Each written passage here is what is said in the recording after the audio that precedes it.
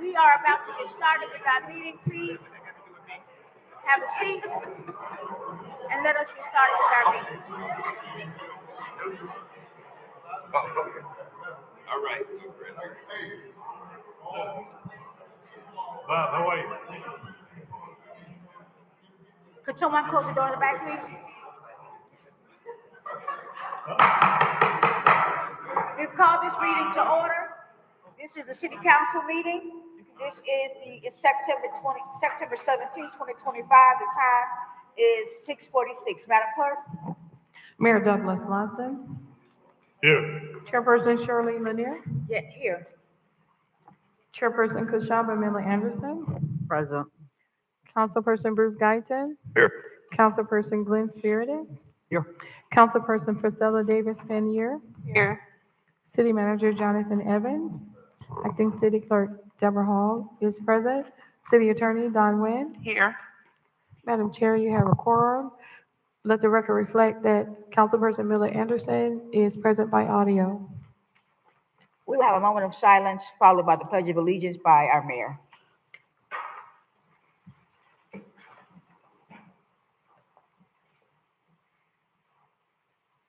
Allegiance to the flag of the United States of America and to the republic for which it stands, one nation, under God, indivisible, with liberty and justice for all. Do we have any additions, deletions, substitutions for this agenda this evening? Madam Chair, just one. Yes, sir. 7 Keys management contract. I'm sorry? 7 Keys management contract. Okay, 7. That's at the end of the agenda? That's an addition. Okay, we will put that under discussion and deliberation. Madam Okay. Clerk?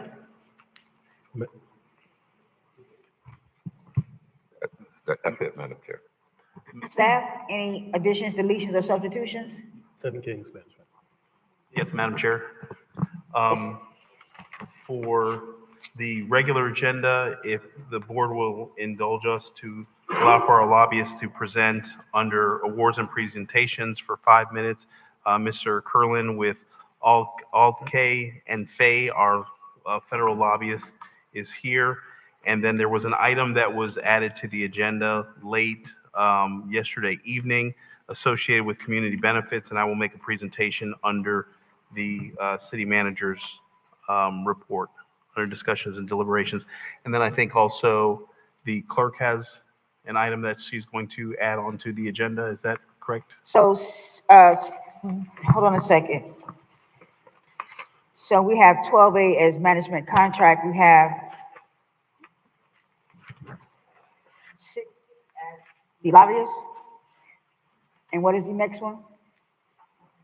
That is correct, Madam Chair. Item 6C, Federal Lobbyist Presentation by Alcade and Fay. Okay. So with those are 2 additions to the agenda. Can I get a motion to approve the agenda as amended? So moved. Second. Madam Clerk? Madam Chair? Yes. One additional item. We do need to have the discussion of suspension of the CFO, Chief Financial Officer, and discussion by the board of either ratifying or upholding the suspension. We will place that under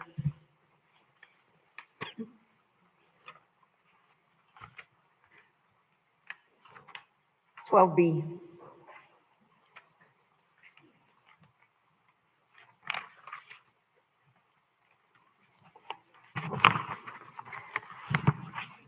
We have a motion and a second, Madam Clerk. Board Member Davis Panier. Yes. Board Member Guyton. Yes. Chair Pro Tem Miller Anderson. Yes. Board Member Spiritus. Yes. Chairperson Lanier. Yes. That's a unanimous vote.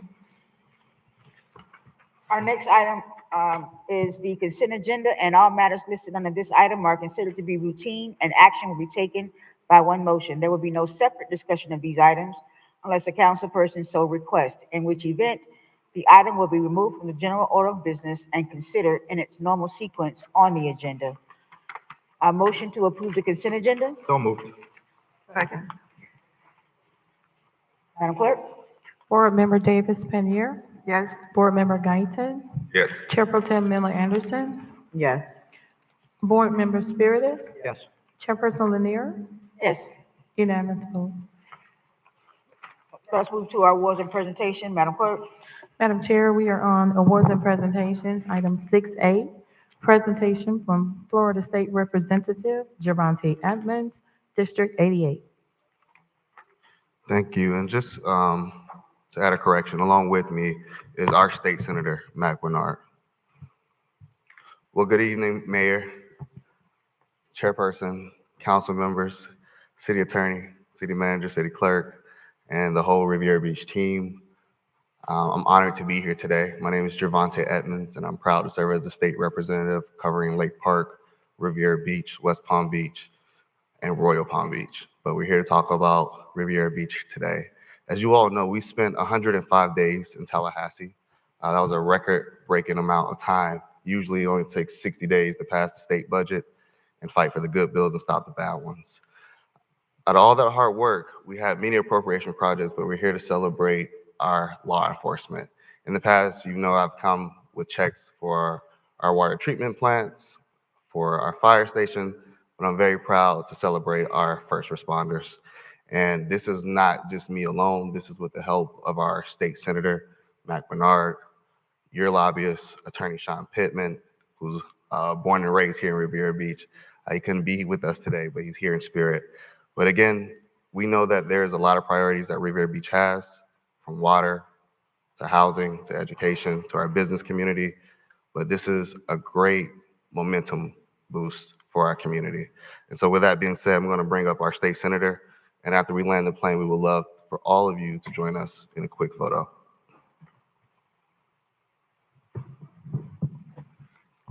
Thank you very much, Representative Edmonds. My name is Mac Bernard, State Senator for District 24. It's a pleasure to be here. Thank you, Mayor Lawson, Chair Lanier, Pro Temp Miller Anderson. Sorry you're not able to be here today. And Councilperson Guyton Spiritus and Davis Pannier. Great to see you. And of course, it's always great to see your city manager, Jonathan Evans, your city attorney, Don Nguyen, and your city clerk, Ms. Hall. And it's also so important to present this check today because of the fact that, you know, your beloved Chief of Police, Michael Coleman, I know that there are some things I did wrong in Delray Beach. He may be able to tell you, but please do not say it today. But, you know, he knows me from Delray Beach when I was a young kid, so it's great to see him here and to be able to present this check in front of you. Although we weren't able to be successful this year, we had submitted $750,000 for the Riviera Beach new water treatment plant that was Representative Edmonds and I, we had put it both in the House and in the Senate, but the governor had vetoed the $750,000. But, you know, because we were able to be here early, I was glad to hear some of your conversations regarding the water treatment plant, and I look forward to continuing to push for us to get that funding in the state budget. The deadline, I believe, in the House is November 23rd to submit appropriation requests for the House. In the Senate, we don't have any deadlines, but we look forward to working with your lobbyist, Sean Pittman, so in that way we can seek the funding for the water treatment plant. And so I'm glad that I was able to be here. But just knowing that you having over 120 sworn officers, you know, over close to 80 non-sworn officers, and for us to present this check for your state-of-the-art law enforcement training center is monumental. And so we're happy to present this check to the police department, or your police chief, but this is really for the residents of Riviera Beach, because we know that it's so important for us, for our law enforcement officers to get the best state-of-the-art, and also for firearm range training, enhanced training capabilities to improve officer readiness, and to ensure that the department is equipped to handle the evolving public safety challenges throughout the city. But at the end of the day, this is to benefit the law enforcement officers, the public, to reduce crime, to improve response time for our police officers, and finally, to reduce the use of force within the city. So we're happy to present this check to the entire council and to the community. Thank you very much. Thank you, sir.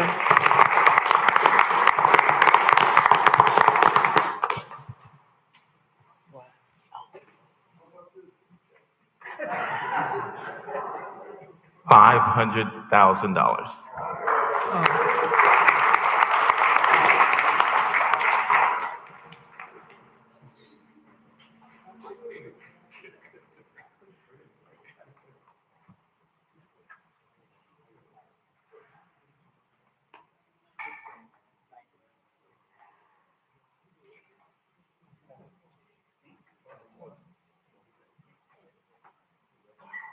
Hey, you want your phone?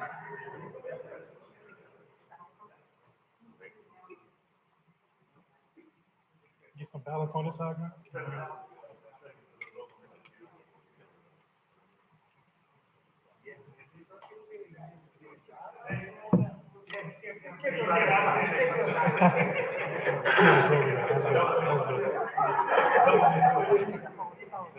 You need to go a little lower to, not you, Madam Chair, There you but go. yes. Tell you can go down a little bit. Yes, so you need to go down. Right there, right there, right there. All right. Everybody on me? 3, 2, 1. One more time. You got it? No, wait, you. All right. Everybody on me? 3, 2, 1. Okay, 1, 2, 3. Got it.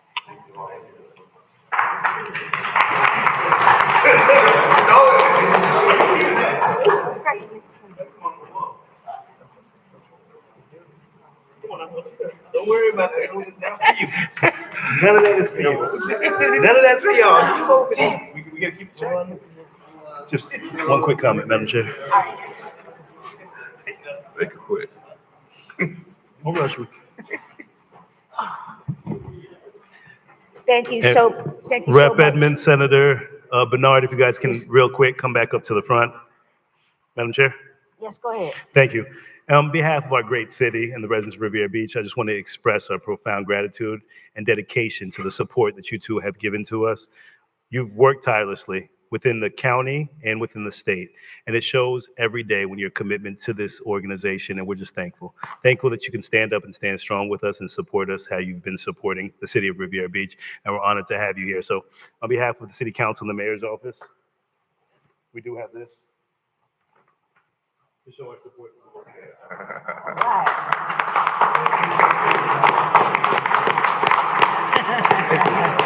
That's from our clerk's office, the mayor's office, and your city council. Thank you, man. Thank you. Appreciate it. Thank you very much. Have a blessed Thank you guys so much for always thinking of Riviera Beach. We really appreciate it. Congratulations to the police department for their $500,000 for their new facility, training facility. Thank you so much. We will go on to our next presentation.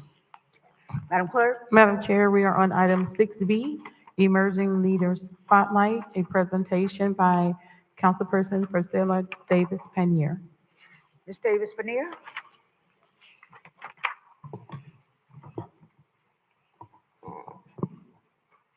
Thank you, Madam Chair, and my colleagues on the dais. First, I would like to acknowledge our winners' parents and ask them to come forward, Mr. Michael Jimfy and Rashida Govan Jimfy. Also, her nominator, Ms. Nikita Young, if you all would come, as well as our honoree. Please come forward.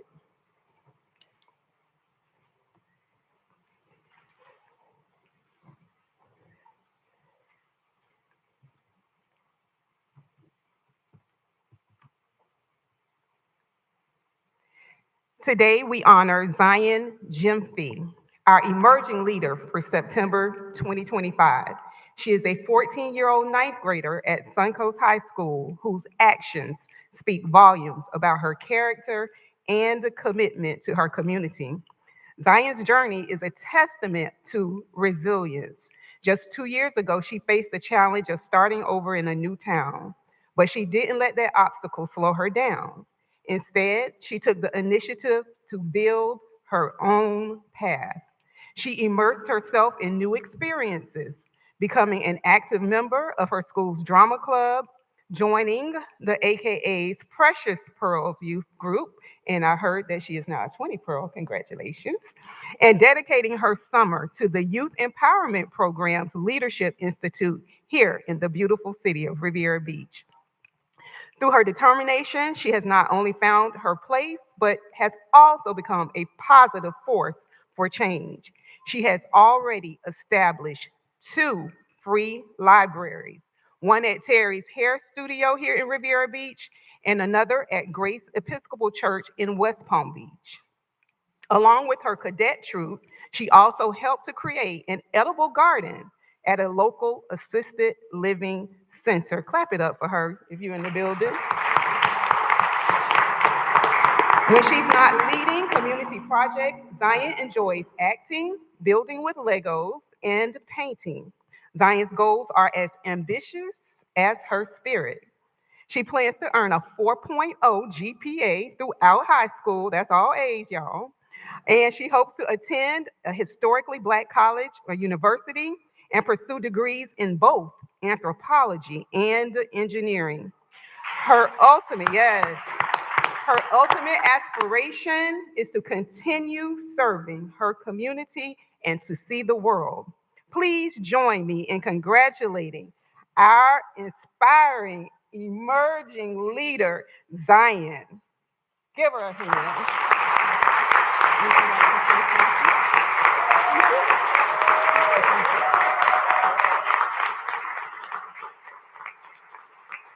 So tonight we will present her with a certificate of recognition, the Emerging Leaders Spotlight Series. This certificate is proudly presented to Zion Jimfy in recognition of your outstanding accomplishments and leadership. Your dedication, achievement, and positive influence exemplify the spirit of an emerging leader, people focused, community centered, and purpose driven. Dated September 17th, 2025, signed by me, Councilwoman Fursella Davis Penier, City of Riviera Beach, District 5. Your city is proud of you. Colleagues, please stand and give her a round of applause.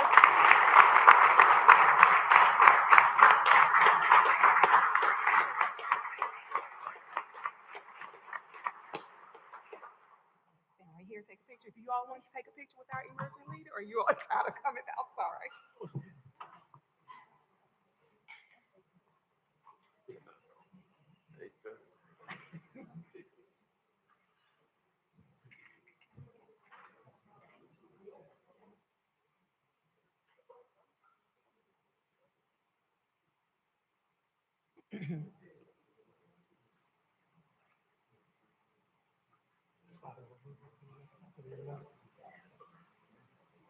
Okay.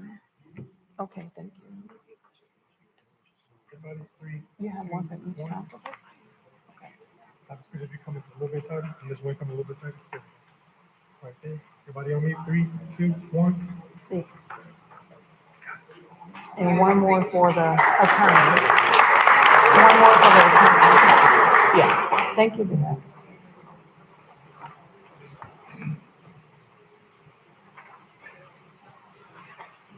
And there are also, like I say, she's a great candidate for our youth council. She has an already.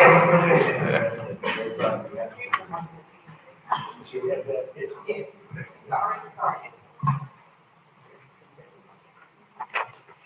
We will go to our next item. Congratulations to that young lady. I love to see young people who get started early and doing what they love. We really appreciate you, and we hope that you can. And plus, she went to Suncoast. That's my alma mater, so of course. But congratulations, young lady. Madam Chair, Yes, ma'am. Go ahead. congratulations, and I certainly hope that she was able to get one of the flyers for the youth council officially. You're getting recruited. She's already been recruited. Okay. All right, very good. We can go to our next item, Madam Clerk. Madam Chair, we are on item 6C, Federal Lobbyist presentation by Alcade and Fay.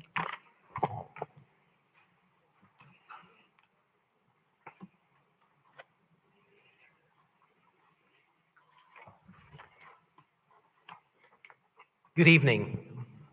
My name is Maurice Kurland. I came down from Washington, D.C. I'm with the lobbying firm Alcalde and Fay. I always like to tell people that Alcalde, in Spanish, for those that speak it, means mayor. And our founder started the firm over 50 years ago, and we've been representing with a special expertise municipalities, and we are very proud to represent the city of Riviera Beach in Washington, D.C.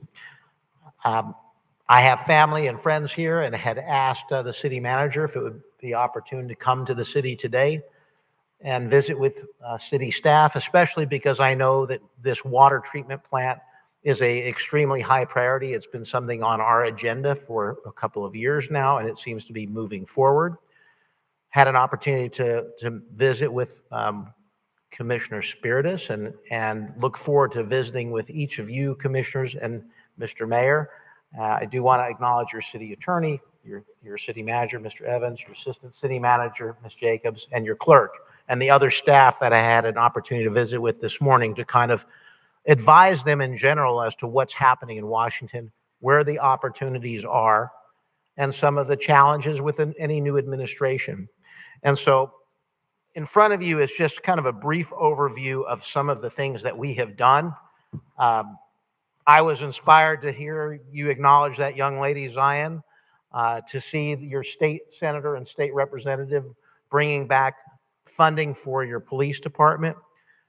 And in Washington, similarly, we are looking at all types of federal grant opportunities, including for public safety, including for fire and first response, because if you do not have a safe community, it makes it very challenging to do economic development or housing or any of the other things that you all are focused on. You know, Madam Chair, I know that you focused with your background on housing and community development and a whole range of things, and that is greatly important to have that kind of leadership here. And just briefly in this PowerPoint, because I know I only have a few moments, I just wanted to kind of go over briefly some of the funding that we didn't bring it back, but your members of Congress, similar to the state senator, state rep, they're the ones that brought this back to you. And specifically for in the police realm, Mobile Command Center, Congresswoman Sherfless McCormick, that was a $725,000 appropriation. They call them community project funding requests. Working with your CRA, with Ms. Jenkins, you all had applied for a housing related grant last year, resubmitted it again this year with Lake Worth. And the great news is, and I don't have a big check to walk in here in the same way, $4.4 million for housing under what was called the HUD Removing Obstacles to Housing, the Pro Housing Grant Program. That's something the city did not give up on. We assisted. We were able to get letters of support from your congressional delegation, and that money was awarded. And in the past, also, we talked about this with Mr. Evans and Ms. Jacobs and some of your transportation staff. Hey, every community, and this involves your first responders, this involves your police. We need safe streets. If you can't get to one point A to point B because there's traffic or congestion, or you've got kids crossing the street, well, a grant program that came about 3 or 4 years ago called the Safe Streets and Roads for All grant program, you all applied for that. Successfully secured $200,000 for that to create a safety action plan. Where are the key intersections? Where are the streets where there's the challenge? And so that way you can identify those. And going back in time, some other funding that we've helped the city secure, it's not an exhaustive list because we've been representing the city for many years. What was called the 3 opportunity zones were designated. Low income census tracts here in the city, 3 of them were designated. There's going to be a new opportunity to designate additional opportunity zones coming up next year, because in what you all may have read was the One Big Beautiful Bill, other people may call it something else, that program was continued, and there will be another opportunity to present census tracts in this community to your governor, and that would ultimately be approved by the Secretary of Treasury, where private investment could be directed to these census tracts. In addition to that, in past years, over 1.3 million for under the Safer Grant program that went to to hire firefighters, and additional money for police communication. So with that, I kind of do want to turn quickly to what you have pending. And the good news is, through your Congresswoman, and I had a conversation with Commissioner Spiritus, you also have a Congressman and Congressman Mast. But currently pending, you have over $1 million community project funding request for your water treatment plant. We're only in the third quarter right now in Washington, D.C. I mean, I use that analogy because we're in the football season. Congress still has more work to do. Unlike what your state senator and state rep said, their session is 60 days. This year it extended. Congress is year-round. We've been working on these projects with Manager Evans and Assistant Manager Jacobs since back in March. And the good news is I can tell you that coming out of committee, you have over $1 million earmarked community project funding for your water treatment plant, and also $250,000 for housing, elderly housing, which is something that Ms. Jenkins worked on. These are items that are pending, and hopefully in the next month or 2 months, Congress will finish its business. Beyond that, I just kind of wanted to just flip to the next couple of pages. What is happening with this Congress? An extension of tax cuts, these opportunity zones I mentioned. In the past, I had worked with your CRA director to make sure what was called the new market tax credits were continued. Low-income housing tax credits, that was included in the bill. And then there were other things that were kind of controversial that people just, we can talk more about that. Reductions in foreign aid, reductions for public broadcasting. Any of your citizens in this community that look at PBS or National Public Radio or have kids that are watching Sesame Street, that funding was unfortunately cut. And, there were people that opposed that. Those were some items that were controversial. Some other items, and I'll go quickly so I can answer any questions. There's been a lot of discussion in Washington about the Federal Emergency Management Agency. I don't have to tell you, you're here in Florida. It's hurricane season. So far, it's been pretty calm, but who knows what it's going to be. Last fall on the West Coast, Milton, Helene, boy, they really got hit. North Carolina got hit. I'm sure we had some family members there. As a result, the administration was talking about, well, we don't need FEMA. I can tell you a good piece of news. One of your Florida members of Congress said, well, hey, that's not right. Congressman Moskowitz, he doesn't represent you. He's further down south. He was the head of the Florida Division of Emergency Management under Governor DeSantis. He said, you know what? Okay, there needs to be some changes. I'm going to introduce my own bill called the FEMA Independence Act. We're going to elevate the FEMA administrator to cabinet level. And then building on what he did as a Floridian, working with Byron Donalds, who's a Republican on the West Coast, Sam Graves out of Missouri, Mr. Larson out of Washington said, you know what?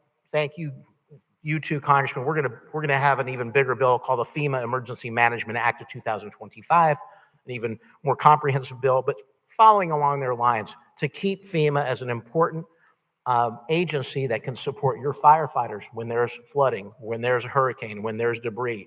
So that's something that's out there, and the good news is that passed out of committee 57-3. And then finally, a big bill, and I think it's important because you all care about housing, something that in my history of representing this city has been a discussion, a lot of rental housing. Folks living in their homes, they're getting older, and those homes are getting older. What do we need to do to support them staying within their homes? So the good news is Senator Tim Scott out of South Carolina, Republican, Elizabeth Warren out of Massachusetts, they said, hey, we need a comprehensive bill. And this bill is called the Road to Housing Act. It's the first comprehensive housing bill to come out of committee in 10 years. And it incorporates a whole slew of other bills to encourage affordable housing, to give incentives so that way you could increase the CDBG allocation, community development block grant funding that this community gets based on your population and based on the condition of your housing. So that's moving forward. Finally, just kind of turning, okay, what's the future looking like? Once again, I know that the water treatment plant, that is a critical piece, and I've spoken to the staff, your commission, Mayor Lawson on prior conversations. And again, I want to acknowledge your new commissioners here, Mr. Guyton coming back to the commission, and Ms. Paneer coming here also, and Chair Lanier. That is a number one priority for us. We know that as your federal lobbyist. There are certain tools that we can pursue, and we're going to help you with that. One is the community project funding, but individual members of Congress are limited, number one, in how many projects they can request, and number two, the amount that they can request and get. And we're only talking a couple of million, maybe. That doesn't mean we're going to give up. We're going to push. But the question is, this is a bigger project. I listened to your utility meeting right before this. You're talking several $100 million. Where's the funding for that?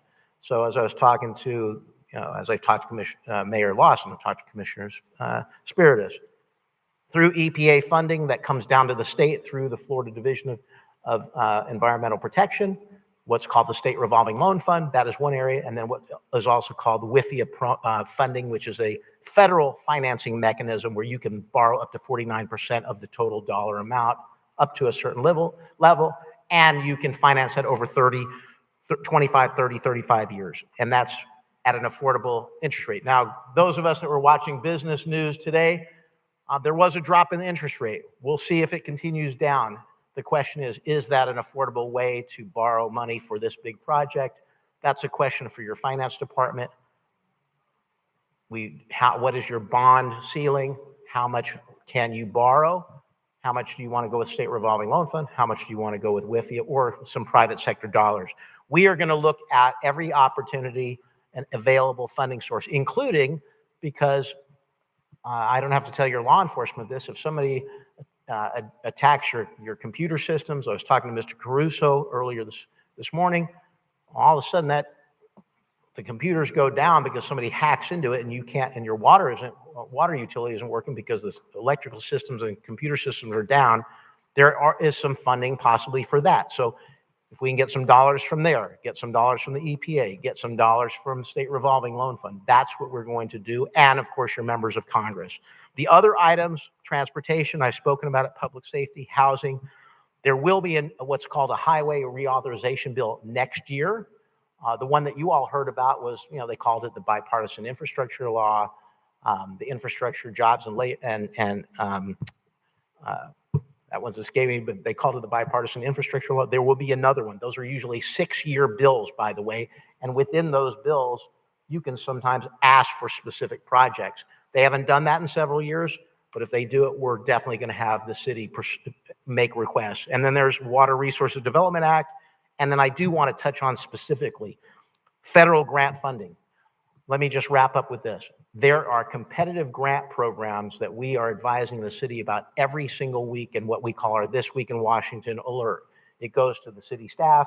We try to share it with the commission aides. Some of it's going to your department heads. If there is a grant opportunity there, federal, even state or private, we want you to know about it. And if you decide you're going to go after it, we're going to review your grant before you submit it and get letters of support from Congressman Mast, Congresswoman Sherfilis McCormick, your two senators, and you actually have a new one now, Senator Moody, your former Attorney General. So the last thing I'll say is little politics, because there's been a lot of discussion. You just had your state representatives here. They're talking about redistricting. That may change some of the lines for Ms. Sherfilis McCormick. They've been talking about that. Whoever is representing you, we are watching. We're going to work with them. We know their staff. And with that, let me just open it up for some questions. I just do want to finally, as a final thing to say, it is an honor to represent this city in Washington. You have come up to Washington on different occasions. We try our best to make sure we are your eyes and ears there. You've had folks that have come up to Washington before for National League of Cities, Florida League of Cities, or just specifically when Mr. Evans several years ago came up with a group and we made the rounds. We are prepared to do that again. And I'm just pleased to be here and answer any questions you have. So thank you so very much. Thank you so much for your presentation. Thank you all. Are there any questions from the board in regards to this presentation? Madam Chair? Yes, go ahead. Thank you. Ms. Curlin, thank you for joining us today, and hopefully we can actually connect soon to discuss some more of the work and lobby work. Right now, what can we do as staff with our individual representatives here at the city that can work directly with your firm to make sure we're not missing any of the opportunities. We have over $400 million water plant. We have roads, infrastructure, $100 million in roads and repair work, and we need support. This community has the third lowest median income. We cannot subsidize the dollars it's going to take to pay for the infrastructure that's needed. We need more support from our federal and state lobbyists. What can we do as a city to make sure that we have all the resources necessary to give you the tools so that we can receive some of these grant funding and support that you guys have in Washington? Yeah, I think the key thing is a lot of, the question is, where is a project in process? Has the plan been fully developed? Are you all prepared to provide what's called a local match? Because some of these projects, federal says, well, you have to have some skin in the game, so to speak. Water projects and transportation projects require a 20% local match. If you do not have that, that doesn't get you to point A. That's something to make sure your projects are described in sufficient detail. And this goes for competitive grants. And that's what you all did successfully, for example, with that pro-housing grant. It was detailed. You went back, you refined it. I think the other thing we are going to do, because of where you are at with the water plant, is I think in addition to you all coming to Washington, and I know you are busy, you all are busy folks, you have your other responsibilities, to see what we can do to get, if not the members themselves, to come here, but they're regional in the case, staff in the case of the 2 United States Senators, and they can come and we can have them see up close. So we can extend those invitations. That's something I would recommend, and we will assist you with those invitations to have them come. And so to me, that's, I'm just a visual person. It helps. Hey, what's the issue? Where's the plant? Where are these transmission lines? Where are the well fields? Where's our utility plant currently, and what are the challenges? In addition to that, I do want to say this. You all have some very strong assets in this community. You're close to I-95. You have the port. You have your marina. Some folks that may never have been to Riviera Beach, including Washington, D.C. staff or even the regional staff, they might be from some other part of Florida.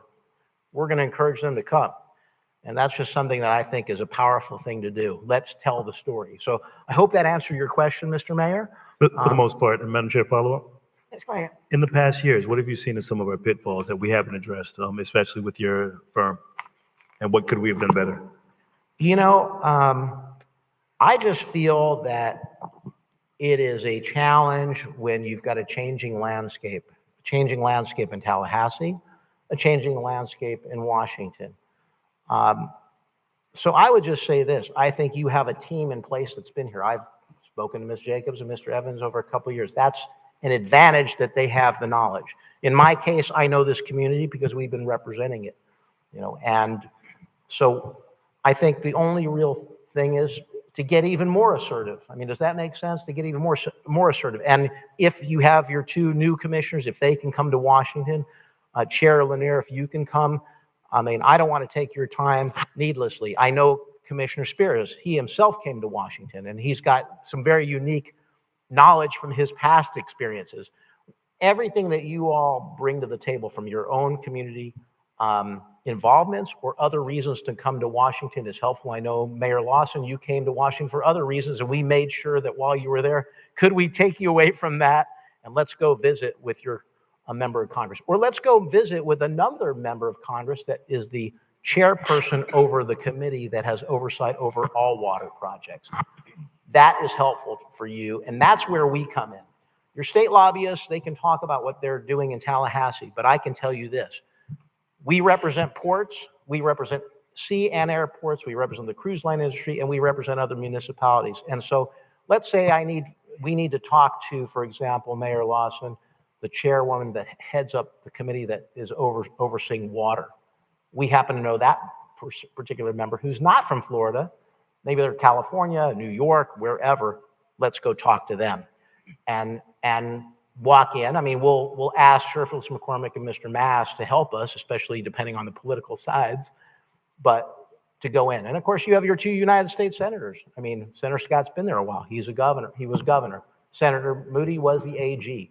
So that's how I think we can better leverage and elevate your presence, especially because where you are now with the water plant project.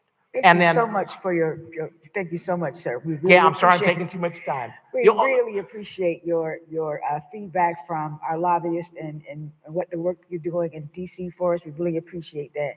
Are there any other questions from the Thank you, board? Chair. Chair, Yes, go ahead, sir. I just want to comment. I mean, obviously, state and federal aid is very important to this city. Most cities get hundreds of millions of dollars a year that are our size in state and federal funding. Our lobbyists can only lobby for us if we're in the game.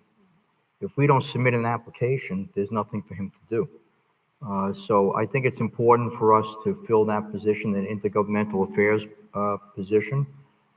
And I think that we have to start getting money in there so that our lobbyists can do their job on the other side.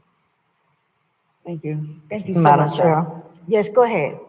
I just wanted to say, thank you for that update, Mr. Maurice. I've been up to DC many a times, and he's been very helpful and diligent about making sure that when things come across his desk for Riviera Beach, something that Riviera Beach can participate in, he most certainly always makes sure that we're ready for it. And so just wanted to say thank you for the update. Great to see you here. Sorry we couldn't link up, but it was always good seeing you and speaking with you. Thank you. Thank you. Thank you. Thank you.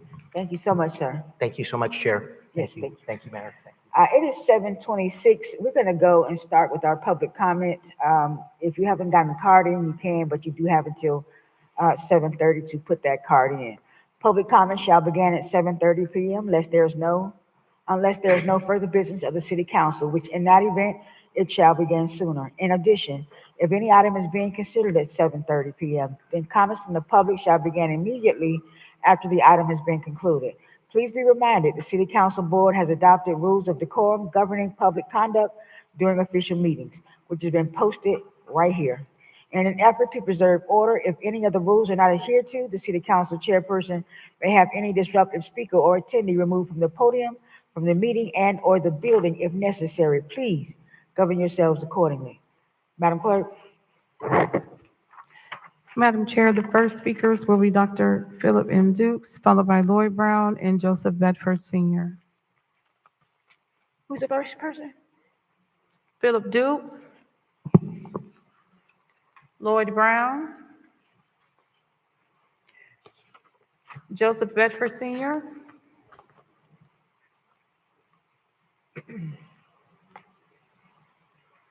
Good evening, council, mayor, employees.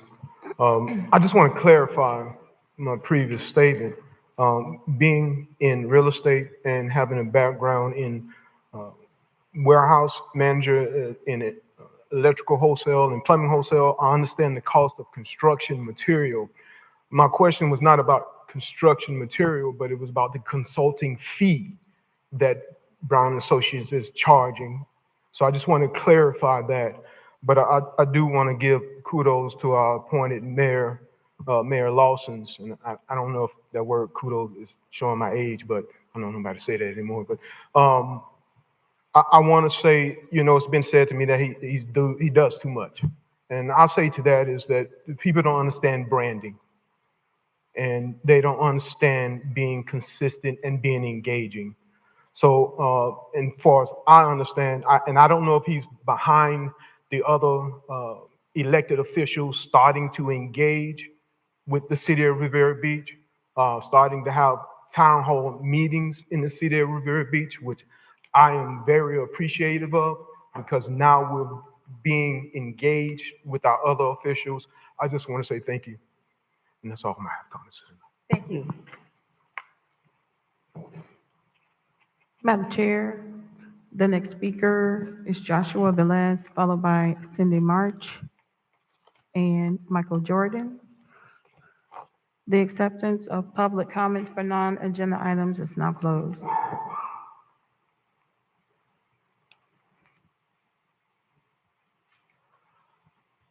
Good evening, Mayor Lawson and the entire City Council. My name is Josh Velez, and I am the Director of Bands at Palm Beach Lakes Community High School. I come before you not only as an educator, but as a deeply invested person for the future of our young people. In just a few short months, our marching band has the once-in-a-lifetime opportunity to represent Palm Beach County and the state of Florida in the London New Year's Day Parade, one of the largest international performance events in the world. This will mark the first time in our school's history that our students have been afforded the chance to travel abroad and perform on such a global stage. Now, while Palm Beach Lakes is not physically located in Riviera Beach, I want to emphasize something very important. 17 of our students, 17 members of our 180-piece marching band are proud residents of Riviera Beach, as well as our fearless leader, our principal, Mrs. Rosalind McCray. These young people are your children, your neighbors, and our future leaders. When they march in London, they will be carrying not just our school's name, but the name of their city, your city, on their shoulders. I also want to remind you of the relationship between our band and Riviera Beach. For decades, the Palm Beach Lakes Ram Regiment Band has proudly participated in the Riviera Beach MLK Parade. In fact, there have been years when we were the only high school represented in the parade, ensuring that the city celebration had the energy, the music, and the spirit that its legacy deserves.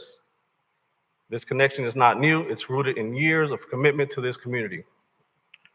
I'm also very aware of the recent situation where another organization in this community fundraised for a London trip and ultimately left residents feeling misled and disappointed. I want to address that directly. We are a public school operating under district and state oversight with very strict financial accountability. Every dollar that comes into our program is tracked, audited, and reported. Our trip is not just a dream, it is secured, contracted, and moving forward. The only question is how many students we can afford to send. So that brings me to why I'm here tonight. The cost for each student is approximately $4,000. For many of our families, that is a daunting hurdle, but we believe that no child should be denied this historic opportunity. By investing in these 17 young people, you are investing in a story that will shine a positive light on Riviera Beach, both here at home and thousands of miles away. More importantly, you're showing your students that their city stands behind them, believes in them, and will help them step onto the world stage with pride. I thank you for your time. Thank you for so your much. leadership. Thank you. Madam Chair, the next speaker is Cindy March, followed by Michael Jordan.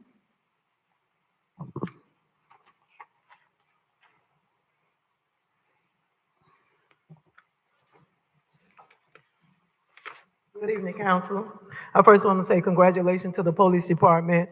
It has been an amazing job that they have been doing since the chief been here on staff. Also, I was looking on social media where they was having a thing with the railroad track the other day, the precautions. That's fine. But I want to reach out to the leaders here in Riviera Beach on the council board. What also can we do? We live in Riviera Beach, and last Thursday or Friday, I come across the track of 13th Street. I had to go all the way to 49th and Broadway to West Palm to get back to Riviera. The tracks stay on the track sometime for 20 minutes. Who is it that you all can speak with? I think we brought this up about a year ago about the same matter. It gets worse, worse, and worse. And we have to be precautioned. We shouldn't have to go all the way to West Palm to come back in the city where we stay for almost 15 or 20 minutes. When I got back to Riviera Beach, the train was still stopped, not moving at all, and the traffic was backed up. That is a real problem here in the city of Riviera Beach. Also, I want to say that I was at the utility meeting last week. How much is this water plant is going to cost us? Because I hear 400 million, 700 million, and I did ask a question before, what kind of warranty do we have on this water plant? I want to see it to develop.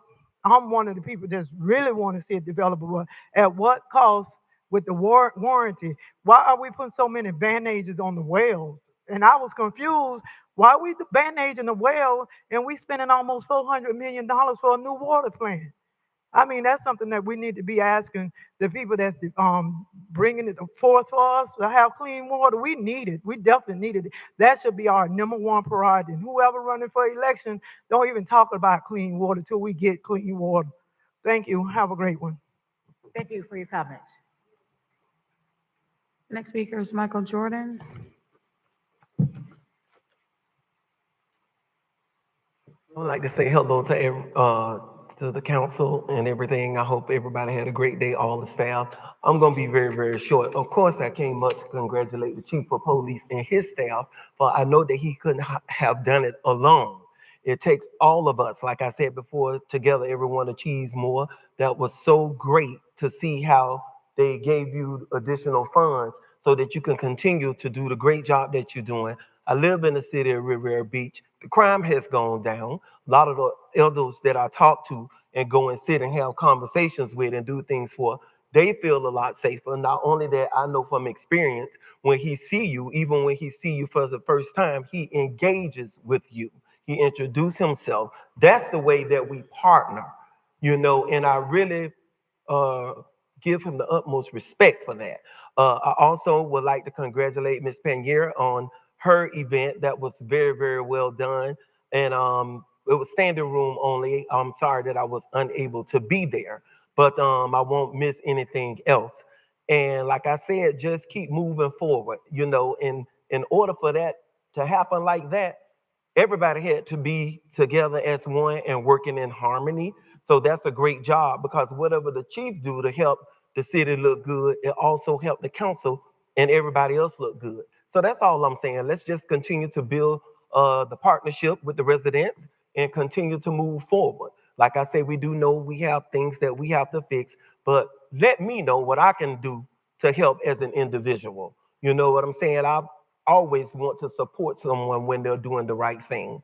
But like I always say respectfully, if you're wrong, I can't be with you. So have a good night and continue to do a good job. Thank you for your comments. Madam Chair, the next card that I have says Finance Department, followed by Erica Davis and Could you Scott hold on Lewis. 1 second? I think that Mr. Dukes came back. Mr. Philip, Dr. Philip M. Dukes.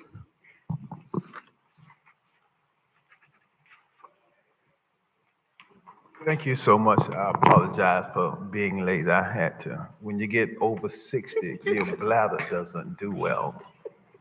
Y'all going to laugh. City Council, Mayor, City Manager, Police Department. I love the city of Revere Beach. My schedule, I was trying to get up here every first and third, but my schedule wouldn't allow me. Now it allows me. So I want to remind you that I am talking neither for Democratic or Republican. When I speak to you, I'm speaking to you from a center of trying to do the right thing. 80%, over 80% of our city is Christian, okay? They profess some form of Christianity. So that is the premise for my worldview of Jesus taught even love your enemies. Now, some Christians have a problem with that. He said, by this shall all men know that you are my disciples, when you have love for one another. But we live in a climate in America, when we talk about Black history and Black culture, that we have to tell the truth. Now, everything is being sanitized and rewritten by this present government. And if we don't get on the ball and push some of this stuff back, in the next 2 years, there will be a movement where none of you will be elected. You will be appointed in the city by this particular bureaucracy that we have now coming out of the federal government. You see the things that they're doing. They're justifying hate. They are taking their hate rhetoric and dressing it up in Christianity. Now, some people say, well, you can't tell people about their faith, but I am qualified because I'm a seminarian, a master's degree seminarian, a PhD seminarian out of Evangelical Bible Seminary, a conservative seminary. So we've got to deal with these issues and pick up the work of King and love one another. Look at what's happening, how we're being polarized in this country. Look at these people who want to start race wars and they carry a Jesus flag. How that work, y'all? How does that work? And I want to thank all of you who responded to my appeal and supporting Operation Restore. Operation Restore Inc. Is our Gmail, is our where you can contact us, and our phone number is 561-827-7499. We're going to pull together and start talking and have some good works to offset hate. You cannot conquer hate with hate. Somebody got to say, hey, it ain't right. I disagree with you, but I'm not going to hate you. We're going to press in to be all Americans. And if you go on YouTube and type in Operation Restore, We're All Americans, you'll see our video. Thank you so much. Thank you for your comments. Madam Chair, the next card says Finance Department, followed by Erica Davis and Scott Lewis.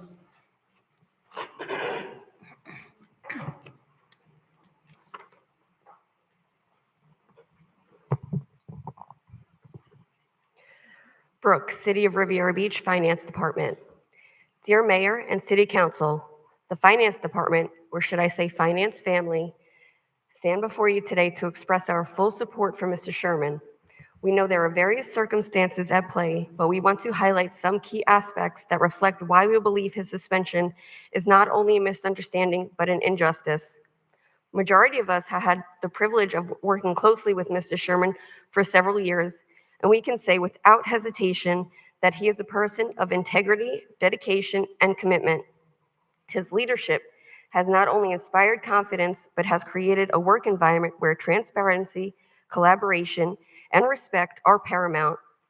His ability to manage challenging situations with calm and fairness has earned him the respect of his team as well as others across the organization. Mr. Sherman has also worked tirelessly to ensure the goals of the city are met, often going above and beyond the call of duty. His decisions, while not always easy, are always made with the best interests of the city and its employees in mind. His commitment to the organization and its success is unwavering. The Finance Department and Mr. Sherman individually are consistently under attack for making ethical decisions that follow city policy, often from 15 different directions at once. Imagine having to defend your department and yourself 24/7. It sounds exhausting. We invite each of you on the dais to spend a day in his shoes. While we respect the decision made by the mayor, we respectfully urge the council to reconsider his suspension. We strongly believe that resolving this matter in a fair and thoughtful manner would be in the best interest of everyone involved, especially the organization as a whole. Mr. Sherman's absence is not only felt in the terms of his leadership, but also in morale of the team. We value his guidance and expertise, and we are confident that his return will allow us to continue the positive momentum that has been built under his leadership. In conclusion, we ask for your understanding and a vote of no to uphold his suspension. Mr. Sherman deserves a fair opportunity to address the situation, and we firmly believe that doing so will help restore the trust and collaboration that we have all worked so hard to build. Thank you for your time and consideration. Madam Chair, if I can reserve the comments for after public comment before we go into our next item. How many public comments you got left? You have 3 left, Madam Chair. Let us take those 3, Mayor, and then Thank you, Madam Chair. Go ahead. Erica Davis. Erica Davis, Riviera Beach. Good evening, board. I came here tonight because I'm a little concerned. The last time I came, I was praising you guys, but today is a new day. When you start asking for 75,000 stipend for the water department, I think you guys need to rethink that. Do you realize what kind of situation we're in? Do you realize the economy that we're in? And you guys are not bringing in any extra revenue. You're not creating any extra revenue. We have projects up in the air, projects extended, delayed, and no money. All money's going out, and nothing's coming in. I think you guys need to rethink how you think. Because at the end of the day, it's the taxpayers' monies that you're spending. And you guys need to get more. I've told you this a million times. more with a business head instead of a social head. You need to get with checks and balances, liability and assets. You're spending too much money and nothing's coming in. Yes, we need housing, but housing is not coming right now. We're sitting here on a marina that could be generating revenue. If you had your business head on to be creative and recruit restaurants to come in and build right now. You don't have to have a master developer, one master developer to do it. All you have to do is recruit someone to come in here and want to build restaurants and businesses. That's what we need to be building here. We do have tourism regardless of what's going on in the country. People still come here. We're crowded on the weekends. We need to start generating businesses in order for people to have jobs, in order for people to be able to afford to be able to buy an apartment or rent one. If you're going to build all of this housing and not have it, and people don't have any jobs, who's going to live there? And I'm sure all of the condos that are being built right now, they're not 100% occupied. So I suggest to you all, because by the time these projects are done, you guys might not be sitting here. Before they even get started, you might not be sitting here because everything is being passed down and delayed. Problem here. We know that the banks are not funding developers right now. Think about it. Thank you so much for your comments. Madam Chair, the next speaker is Scott Lewis, followed by Edwin Ferguson.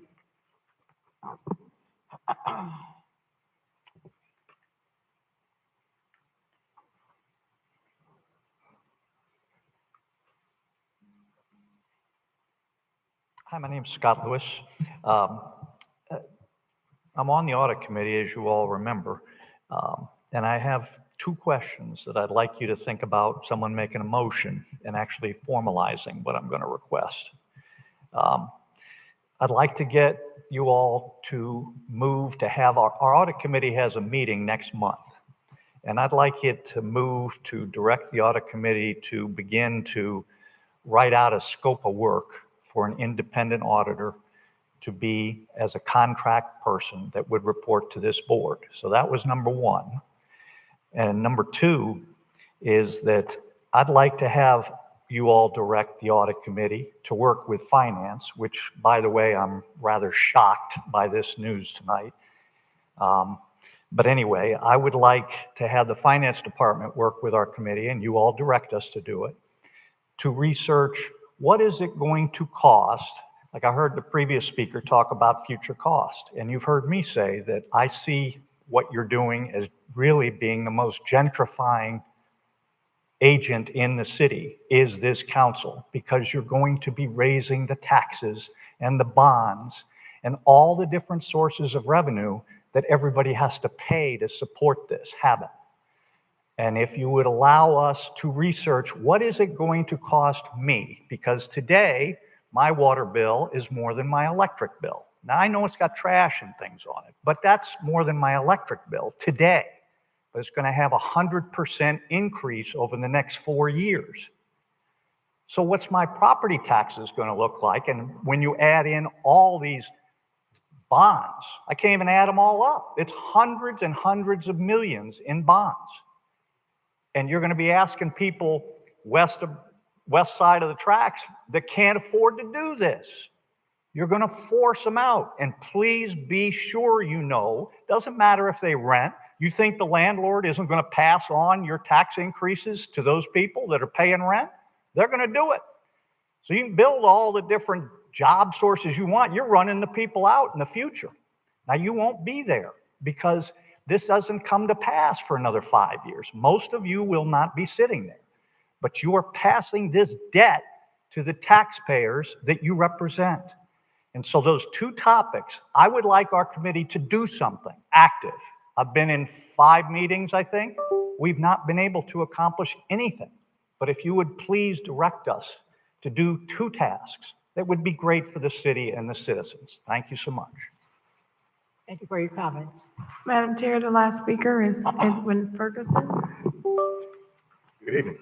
Good evening. I'm School Board Member Edwin Ferguson. I represent District 7. Want to invite the council, city manager, Mr. Mayor, everyone, all residents of Riviera Beach to our 16th Town Hall. It'll be taking place here at the Riviera Beach Marina next Tuesday at 6 o'clock. It's being done for the first time in collaboration with Mayor Lawson. It's going to be a lot of good information made available for the constituents. Also a preview of things that are on our capital budget that directly affect the city of Riviera Beach as well. So I want to encourage you all to come out next Tuesday to Town Hall 16. If by chance you can't make it to next Tuesday's event, I will also have Town Hall 17 down in Boynton at the Boynton City Library on Tuesday, the 30th, September 30th as well. It will start at 6 p.m. But just so the residents know, since I've been your board member since 2022, thank you for playing such a substantial hand in that. My vision has always been that Riviera Beach be a job creator, career creator, and business creator. And I think we're putting some things in place that can help bring that to fruition in a short period of time, under 5 years. But again, I think it really does depend on the citizenry here in Riviera Beach being engaged at all times, supporting your elected officials. If you feel that they're doing some things that you don't necessarily agree with, in a humble way, let them know, and let's try to get to a point of consent. That's something that we've been doing at the school district over these last 3 years, and it's worked out to the tune of at least $200 million in capital improvements here in Riviera Beach. So I'm not telling you something that I think, it's something that I know. But again, sticking to the main issue, I want to invite everybody out to next week's town hall. Again, it'll be right here in the marina at 6 p.m. Y'all have a great night. Say the date again for the audience. I'm The sorry. date and time again. 6 p.m. next Tuesday, September 23rd, right here in this room, the marina. Thank you. Thank you for your comments. Mr. Evans, you can go first in terms of addressing some of the public comments that were said. Yes, Madam Chair. The comment with respect to the fee for the item with Brown and Caldwell, that fee, engineering fees are usually about 10% of the capital cost of the project that they're in fact managing or providing oversight. So the project that the board authorized was about $28 million for the well. And so the amount of $1 million is actually cheaper than what the cost usually is. It usually is $2.8 million that would be appropriated for the management of that particular well. So the city did get a good deal, and it's a competitive price. And we did go through a competitive solicitation process to select our continuing services contract. Also, Brown and Caldwell is the owner's rep for the water treatment plant. And so you would not have another engineering firm that would manage or provide oversight over that project because it connects into the larger project. So that's how they in fact was selected. The other item that came up is the railroad tracks. The city has had multiple conversations with FEC associated with the tracks. They have altered what the train schedule is and have tried as much as possible to effectively not cut our community in half, because we know at any particular time, whether it's, Silver Beach or President Obama and Blue Heron or 13th, that if there is a train there, that it does cut our community in half. And so they are looking as much as possible to keep Blue Heron open, but sometimes depending on situations and circumstances, it does cause for traffic delays. And then obviously with the 18 trains that Brightline has going back and forth from Orlando to Miami, that has impacted the amount of closures. But we have had conversations. They have changed the train schedule, and that's something that we're consistently looking at. There was also a question associated with the water treatment plant. I believe, and please don't quote me on this number, but I think the number for the plant is probably $286 million. But when you look at all the other costs associated with the plant, that's where you're getting what is that $400 million number. So one of the things that we will be providing to the community as part of our community discussion is a breakdown for what all the water treatment plant as well as the other ancillary items, so the public knows what that amount is. There was a comment about the audit committee. I would caution the board about directing the audit committee. I think it needs to be impartial. I think the audit committee can provide recommendations to the board, but I think you have to reconcile it against the resolution that sets forth what the audit committee's responsibility. So if the audit committee wants to develop a scope and find what a cost would be to provide those services, that's something that the audit committee can say that this is something they want to do, and then we would facilitate the necessary resources, and then it would elevate to the board associated with a budget appropriation or additional funding. I would just caution you about directing something on your audit committee that's supposed to be an impartial board for the purposes of what they're doing. So if that's the pleasure of the audit committee at the next meeting in October, we can certainly help facilitate that, Madam Chair, and that concludes my comments. Thank you so much. Mayor, did you have something in response? Yeah, just some no? quick comments, because I did place an item on the agenda to discuss the suspension of our chief financial officer. And while I appreciate the department coming and standing in solidarity with their leader, I do take concern and a little disappointment that this would be stated as an injustice to a suspension without hearing the facts of what happened within the actual department or situation.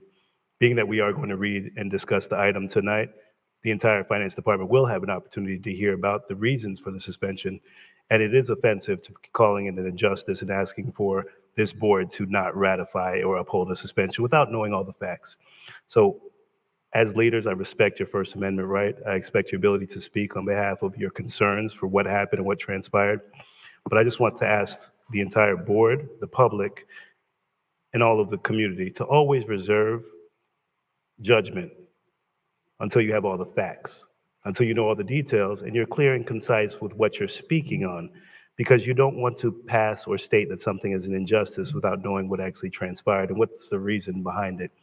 So I want us to protect this process with integrity, and this item was added so we could have a clear discussion, but let's continue to move in the process of clear communication and transparency, which will be outlined tonight, which is also given the right to speak again if you choose after the letter is read into the record and our board does decide to opine and uphold or not uphold the suspension. Thank you, Madam Chair. Thank you for those comments. Let's move on to our next item. Madam Clerk, 8A. Madam Chair, we are on ordinances on second and final reading. Item 8A, excuse me, ordinance number 4286, an ordinance of the City Council of the City of Riviera Beach, Palm Beach County, Florida, fixing the adjusted tax valuation of real property located within the corporate limits of the city, levying a tax on real property and tangible business personal property located within the corporate limits of the city for the fiscal year beginning on October 1st, 2025, and ending on September 30th, 2026, fixing the millage rate of 8.3500 mils thereon for said year, that the millage rate 8.3500 is 6.53% higher than the rollback rate of 7.8381, providing a severability clause and providing for an effective date. Madam Chair, we don't have any comment cards on this item. The acceptance of the cards is closed. So moved. Second, do we have any cards, you said? No, ma'am, we don't have any comment cards on this item. Mr. Evans? Madam Chair, staff is recommending approval of ordinance 4286. It is the adoption of the millage rate. The millage rate was noticed appropriately. The millage rate is 8.3500 mils, which facilitates a balanced budget. It facilitates also a 6.53% increase in what property owners would see, and that's associated with the evaluation. The millage rate has remained the same for a couple of years now. The city council cannot go over the 3.500 mils statutorily, but the city council could roll back the millage rate. Staff would not recommend that particular action as the budget is balanced at 8.3500 mils, and staff recommends approval of ordinance 4286. So moved. Has anything changed in this since the first reading? Madam Chair? Yes, go ahead. There's been no changes in the millage rate. The millage rate has been consistent since the proposed budget was provided to the council. Thank you. Are there any questions about this item? Madam Clerk? Councilperson Davis Penier? Yes. Councilperson Guynton? Yes. Chair Pro Tem Miller Anderson? Yes. Councilperson Spiritus? Yes. Chairperson Lanier? Yes. Unanimous vote. 8B, Item 8B, ordinance 4287, an ordinance of the City of Riviera Beach, Palm Beach County, Florida, making appropriations and establishing a budget for the fiscal year beginning on October 1st, 2025, and ending on September 30th, 2026, providing a severability clause and providing for an effective date. Madam Chair, there are no comment cards on this item. The acceptance of the cards is closed. motion? A motion for the item? So move for discussion. Second. Okay, there's a second. Mr. Evans. Madam Chair, this item before you is ordinance 4287. This is the adoption of the operational budget for the city of Riviera Beach for fiscal year 2026, commencing on October 1st, 2025. Associated with the conversations that the council has had with staff, there are a couple items that are outstanding that the board may want to have discussion and provide direction to staff. Specifically, the wage item for non-represented employees provided for in the budget is a increase for non-represented employees, which is 3%. And there was conversations at the board level that there wanted to be some conversations about that. So staff is prepared to have that discussion, as well as conversations about legislative aids. Staff has done some research with regards to legislative aids and legislative aids compensation. Staff is prepared to provide that information.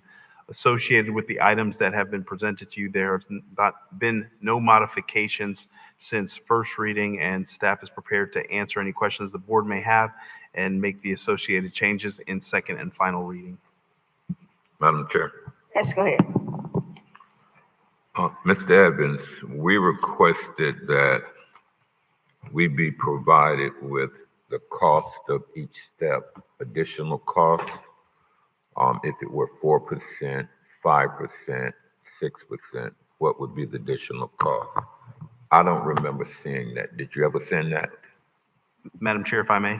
Yes, go ahead. No, I did not provide that information in writing to the board, but I did present it to you all when the conversation was had, that the cost is about $97,000 for each percentage wages for non-reps, which is about 130 employees in that group. Wait, let's back up. So we requested you provide that. What you said now? Madam Chair. Because I didn't receive it. Madam Chair, if I may. Yes, go ahead. When the conversation was had with the board, I provided that information because that same exact question was a question that I asked for the purposes of the budget process. And so when it was mentioned at the board, that was a accurate number that was provided, that it was $97,000 to $100,000 for the increases for the non-represented employees.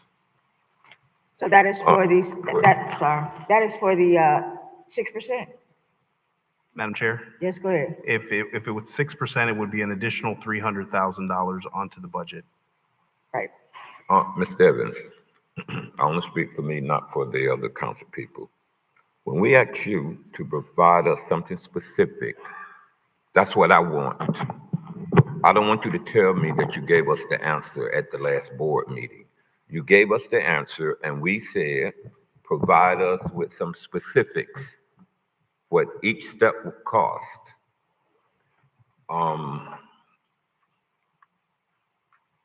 You've been choosing to do what you choose to do, and it's beginning to irritate me. If we ask you to do something, that's what I expect. I want to talk for me. That's what I expect you to do. And you didn't do that this time. You haven't done it on other occasions. And I'm getting real irritated with that. I'm not sure how the board accustomed ordinarily deal with that. But I'm gonna start doing letters to your personnel file when you don't complete a task that we ask you. And this has been happening quite frequently. You decide what you're gonna provide and what you're gonna do, and that's not gonna work with me. I'm putting the motion on the floor for. Before you do that, I'm sorry. Let us have some more conversation. Let us have some other member that want to make remarks in regards to that item. This is regarding the ordinance number 4287. establishing a budget. Questions from the board in regards to this item? Madam Chair? Yes, go ahead, sir. Okay, so, City Manager Evans, can you just clarify something for me in the budget? We've had this discussion before. The $55 million from the bond issue is going primarily to the new sports complex, the ITN, correct? Madam Chair, if I may. Yes, go ahead. The $55 million for Parks and Recreation bonds, $45 million is associated with the Wells campus. $6 million is associated with Callaway, I think 6 or 6.5, and then about $3 million for the Ocean Park on Singer Island. Chair? Yes, go ahead. Okay, so I just want to make sure that that 3.5 million is going to the Ocean Moore Park. And I think that we're going to need an additional 3 million or so to complete that project. You have the ability in this budget to fund the balance of that? Madam Chair, if I may. Yes, go ahead. All the projects that we went out to the voters asking for support, the funding is project specific, so it has to be expended in that particular area.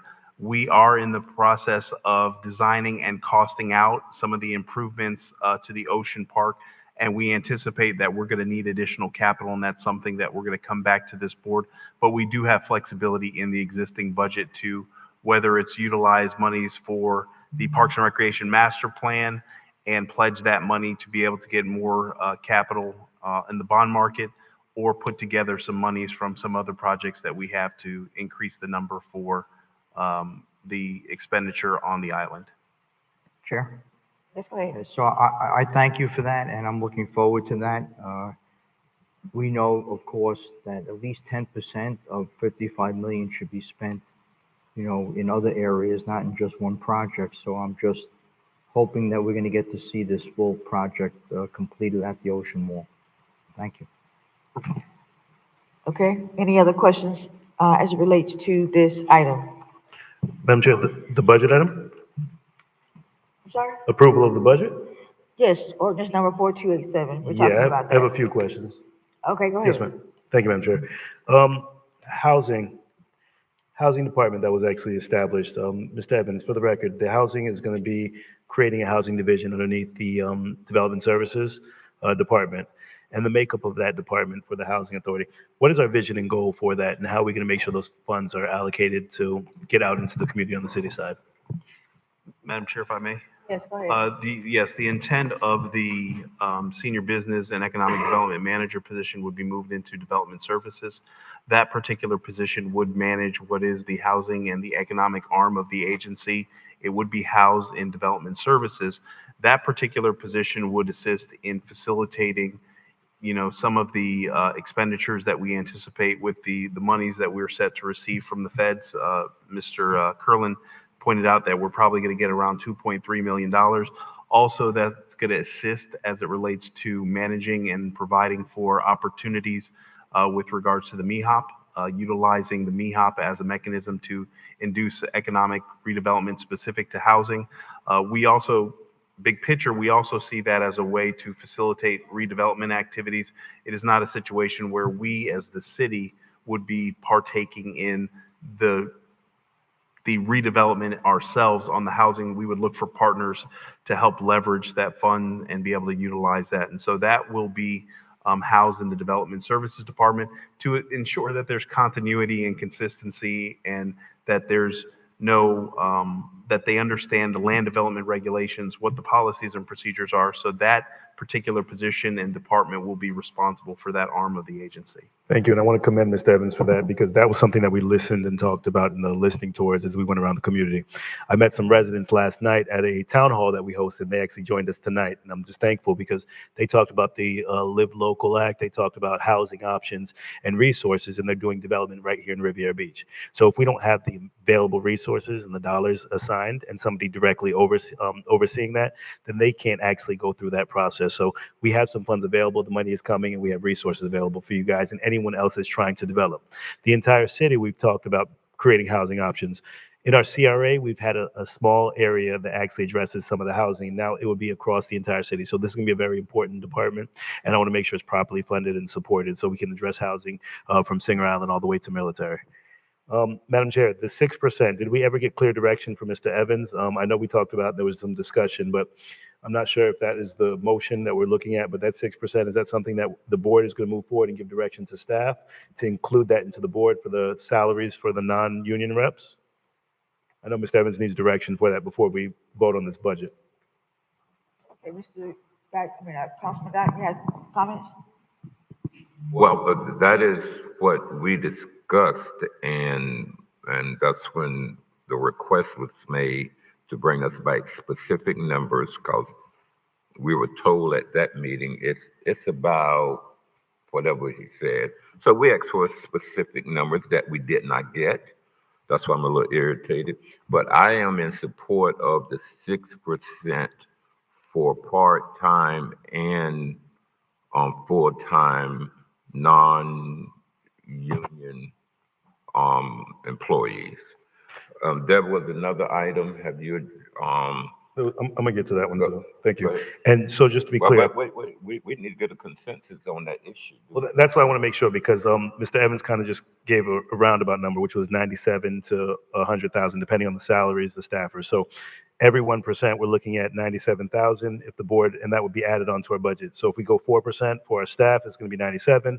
If we go 5%, it's going to be 194, and so on. So we need to be clear of what's going to be the fiscal impact, because that's going to change tonight if we decide tonight to add that to our budget before we vote on it, which will have to, Mr. Evans will have to find an additional 291,000 if we decide to go the additional 6%.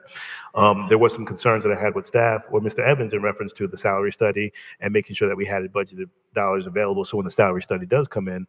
But non-union representatives, we want to make sure they're well taken care of. So this is going to be, of course, the pleasure of the board in regards to that item.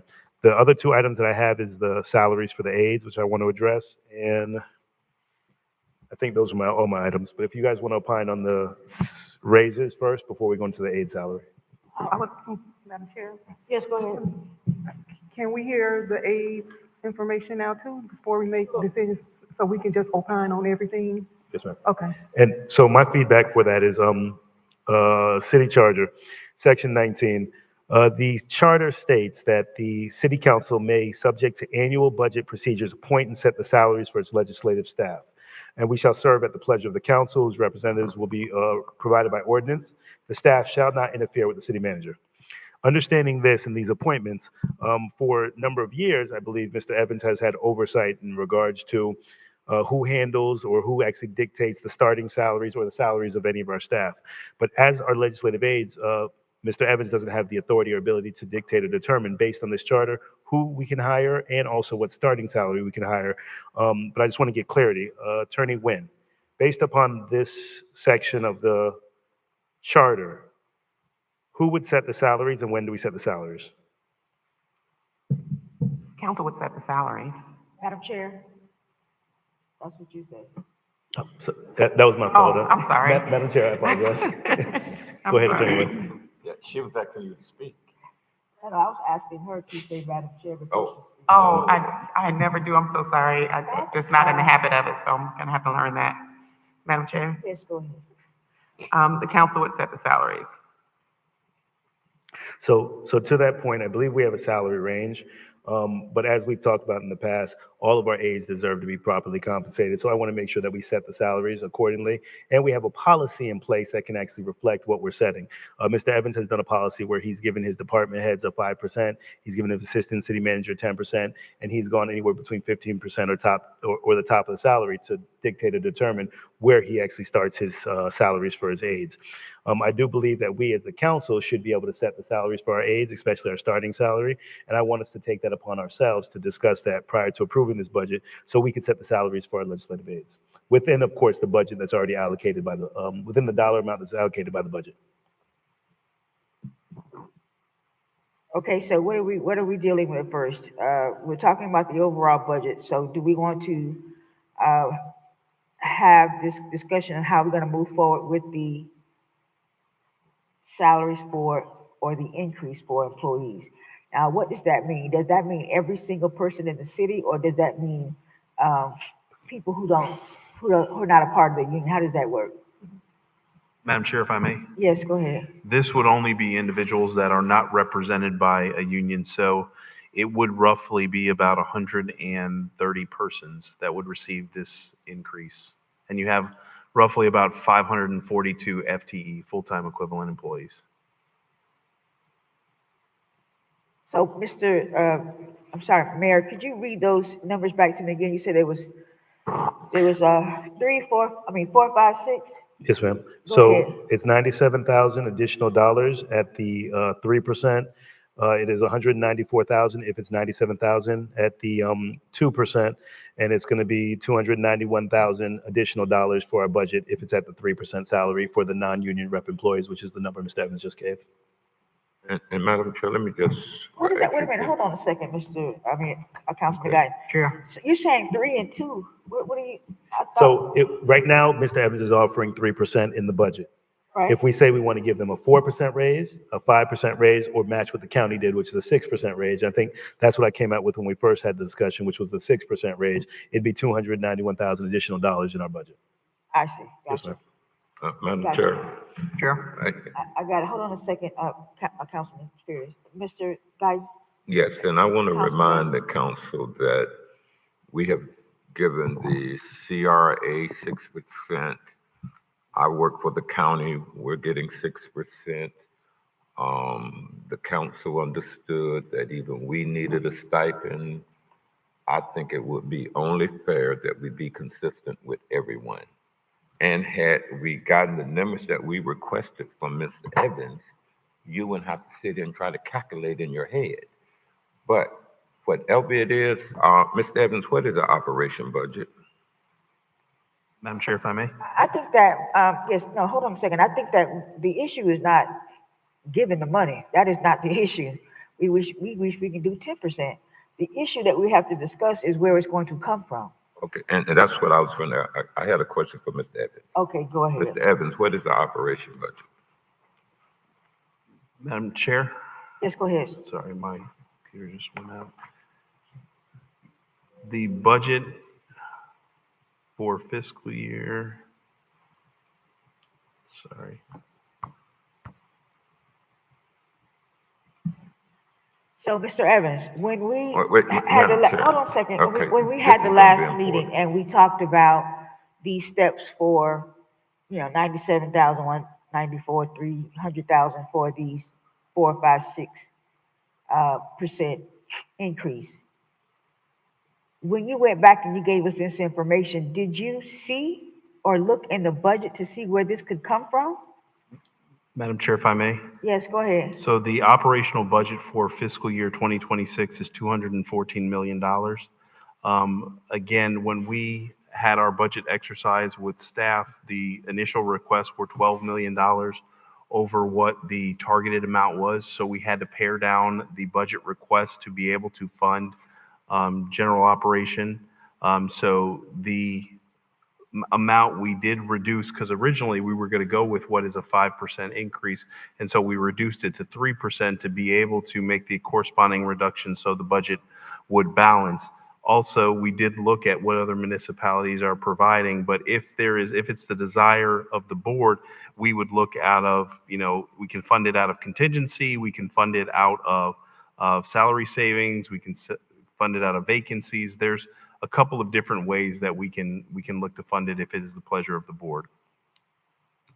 Okay, and I know that this is very difficult.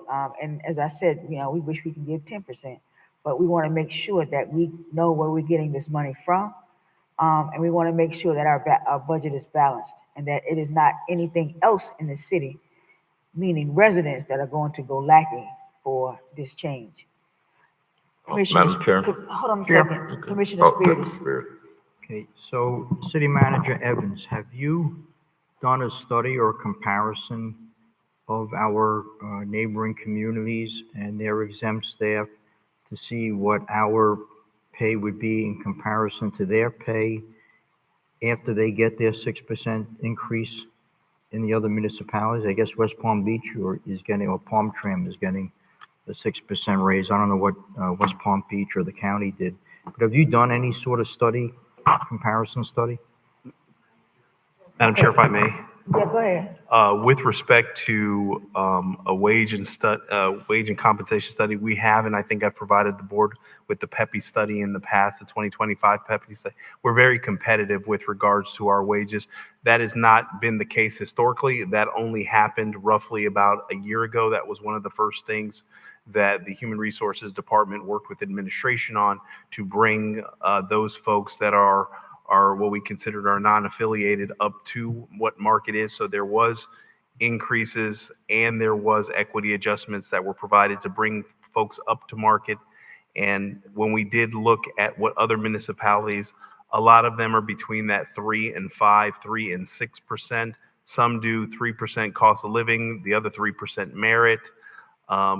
So one of the things that we currently have also is a compensation and classification study that the city is looking to embark upon to look at our wages and our compensation and our job descriptions as well to provide the city with some impact. And that will actually tell us where we are relative to the market space. Hey, Chair? Let's go ahead. So then we really won't know what the comparison is if these other municipalities get their raise compared to what we are today. We can only compare it with a 3% raise. We wouldn't know where we stood if they got 6% raises and we only gave a 3% raise. Madam Chair? Yes, go ahead. We wouldn't know that until at the conclusion of the budget process for all the municipalities, and then look at what their wages and wage structure is to know where we are. But we're a lot more competitive. I think we're close to where most municipalities are at this particular juncture. Okay, thank you.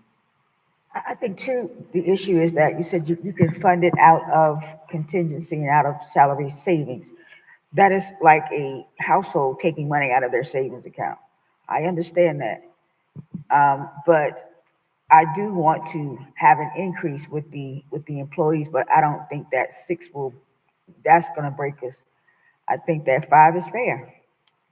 That they get 5 across the board, and that's a whole 2% more than they would have gotten. But I can go with 5%. But and the thing about it is that, as I said, I would go with 10%. But the issue is this: we do 6% now, you're gonna need 6% next year.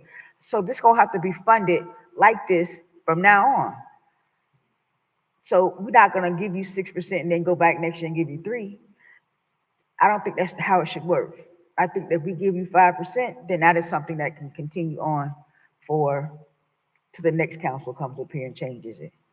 But I think 6% is a bit steep because we still have to remember we got to pay bills and we have to make sure that our departments are running efficiently. So I can agree with it, but not at the 6% salary. Madam Chair? Yes, go ahead, sir. Yes, just one last point. We have a $214 million operation budget. Did you say, Mr. Evans? Madam Chair, if I may? Yes. Yes, sir.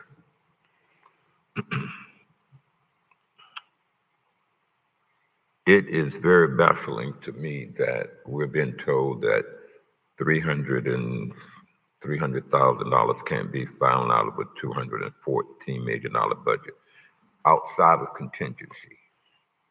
Let's move that to the side.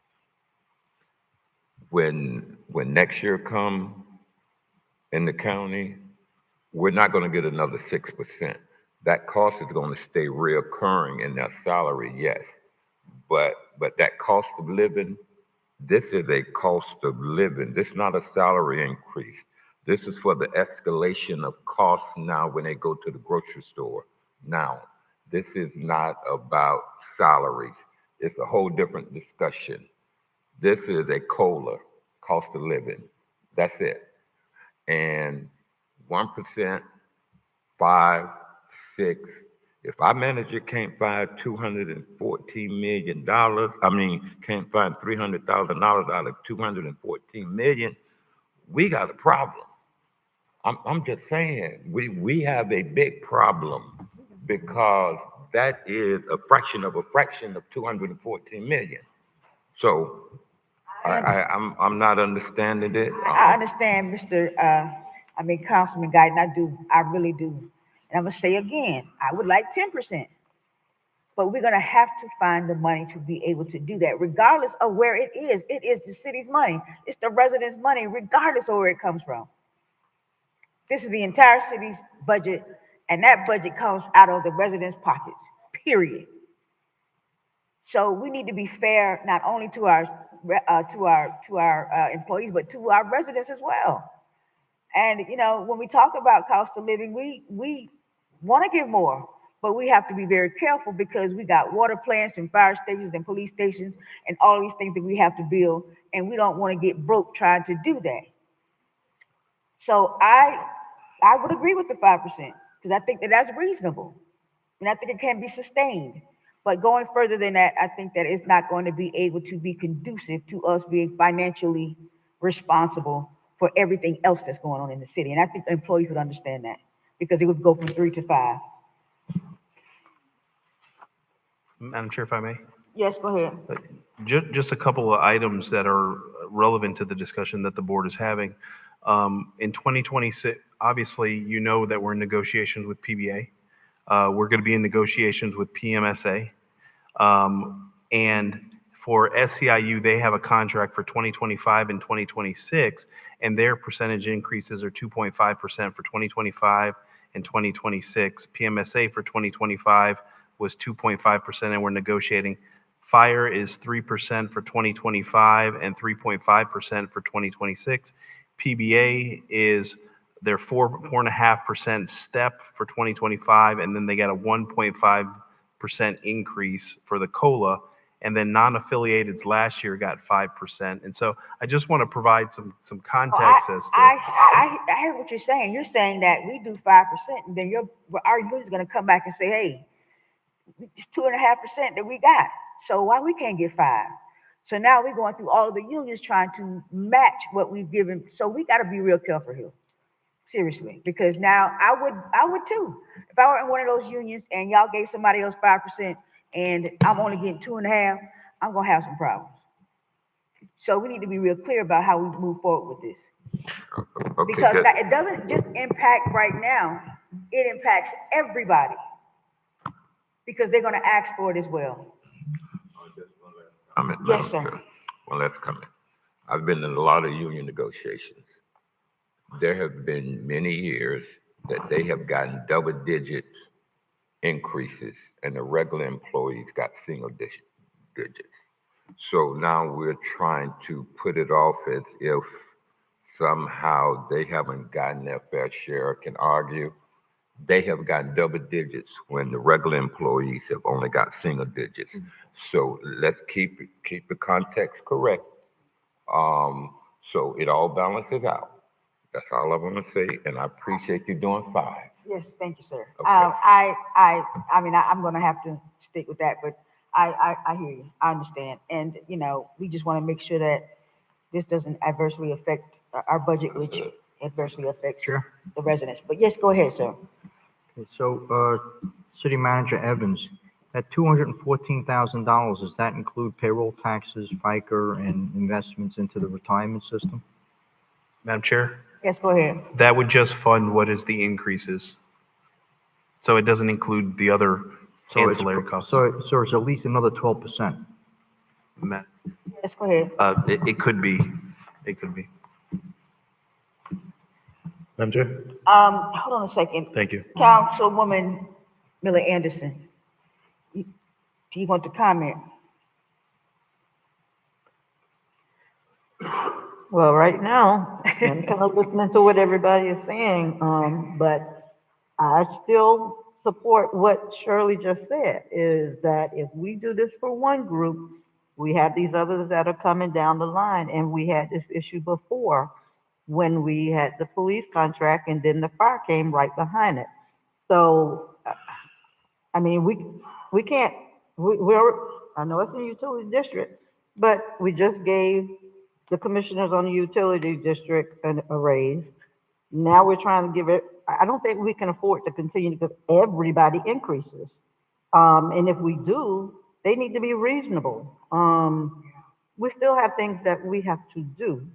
Back when maybe a group got double digit and one got a single digit, maybe that shouldn't have happened then, but it did. But we're trying to make sure that we're responsible at this point in time. And so if that is going to put us in a bad position, I don't know what we're doing right now. So I'm just listening to you all.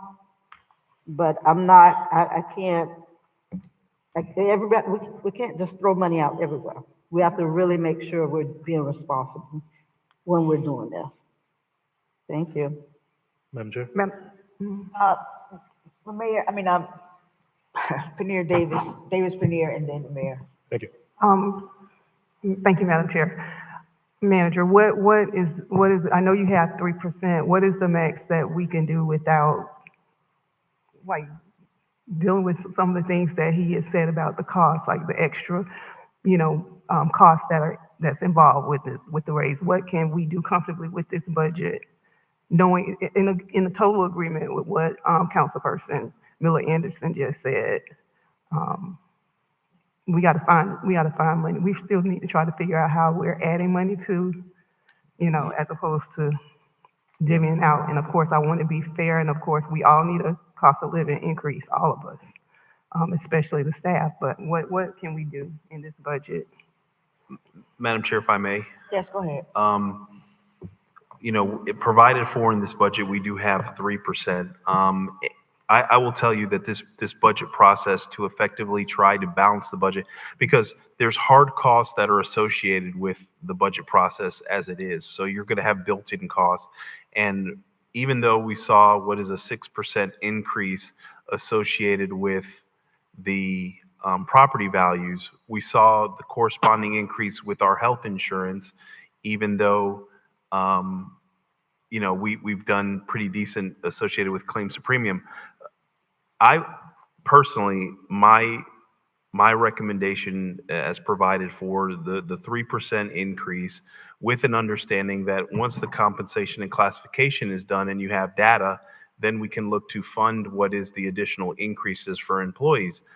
My only concern also is I still have what is PBA out there, and pursuant to the conversation we had, I have to find a way to try to make that work. And so I'm already looking at our parking resolution and ordinance to see if there's a way to take some of the revenue that's anticipated to be generated from parking that was supposed to go to mobility to utilize it for operating. So we're already having some internal conversations associated with that.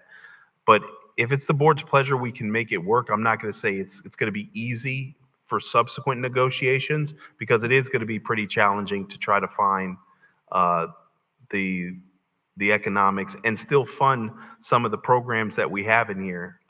Citizen Leadership Academy, youth councils, some of the scholarships, education, Sister City, all those other things that we're still providing. We're not touching any of those, and still even the money for special events. The board said that they wanted to see probably an additional $250,000 for special events. We were going to look to try to stretch that within the existing budget, but the opportunities are becoming that much more challenging to find the numbers, to make the numbers work. So I would say the 3%, the 4% is probably doable, and then I would say then come back with the compensation and classification, and then address it accordingly. So you're saying the 4%? Madam? Yes, go ahead. I would say 4% is easily doable. Board comments? Madam Chair? Yes, go ahead. Thank you. Ms. Evans had mentioned the union conversations, and I know some of the concerns. We have to find the money for them, but board, remember, the union also receives additional benefits and incentives. They get an allowance, they get their certifications where they go up to $1,000, they get night differential pay, standby pay.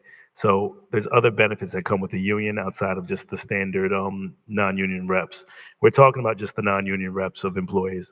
And I really want my board to understand that morale around our city, after going through a lot of the listening events, was fairly low. The staff has done, the city manager has done a good job of trying to make sure he's taking care of the services, and he's allocated a lot of dollars in the budget to directly impacting and supporting the employees. But I think that this, as a policy decision, is something that the board needs to make. I can understand the 5% that Madam Chair and Ms. Miller Anderson proposed. I would still want to support and stand with the 6% because that is number one, what we just gave to the CRA. And number two, I want to make sure that our staff knows that we're going to stand by them. We're going to make sure we support them the very best way. The county's doing it. We did it in our CRA with the same board. And if our city can find the money to do it, this is just setting the precedence. We're setting the foundation to let our entire council, our entire staff know that we're going to support them. We're going to make sure that they're gainfully employed, and Mr. Evans is going to do a great job of overseeing that they're doing their job. So I want us to make sure that they're receiving what they rightfully do. I know we have the salary study coming, but we've also talked about the salary study for many years. So it could take 3, 4, 5, 6 months to come in. I want us to do this now and to get this done. But I do also want to let the board know, let's make a mandate. Next year, this budget discussion needs to start in June, July, and not start in August, September. That means the board has to be ready during the summer periods to at least make sure we're available for Mr. Evans and his staff to have these budget conversations, because we're 2 weeks away from having to approve this budget. And if this budget doesn't get approved, we'll be in violation of our charter. So the one problem and the one responsibility we have and the one fiduciary responsibility is to pass a balanced budget. I would recommend the 6, Madam Chair. If the board settles on 5, the staff still would be deserving of the 6, in my opinion, but it's whatever we can financially afford. Thank you, Madam Chair. Thank you. I think that this is, I mean, you can agree with me or not. We do the 5% now, we do the salary survey.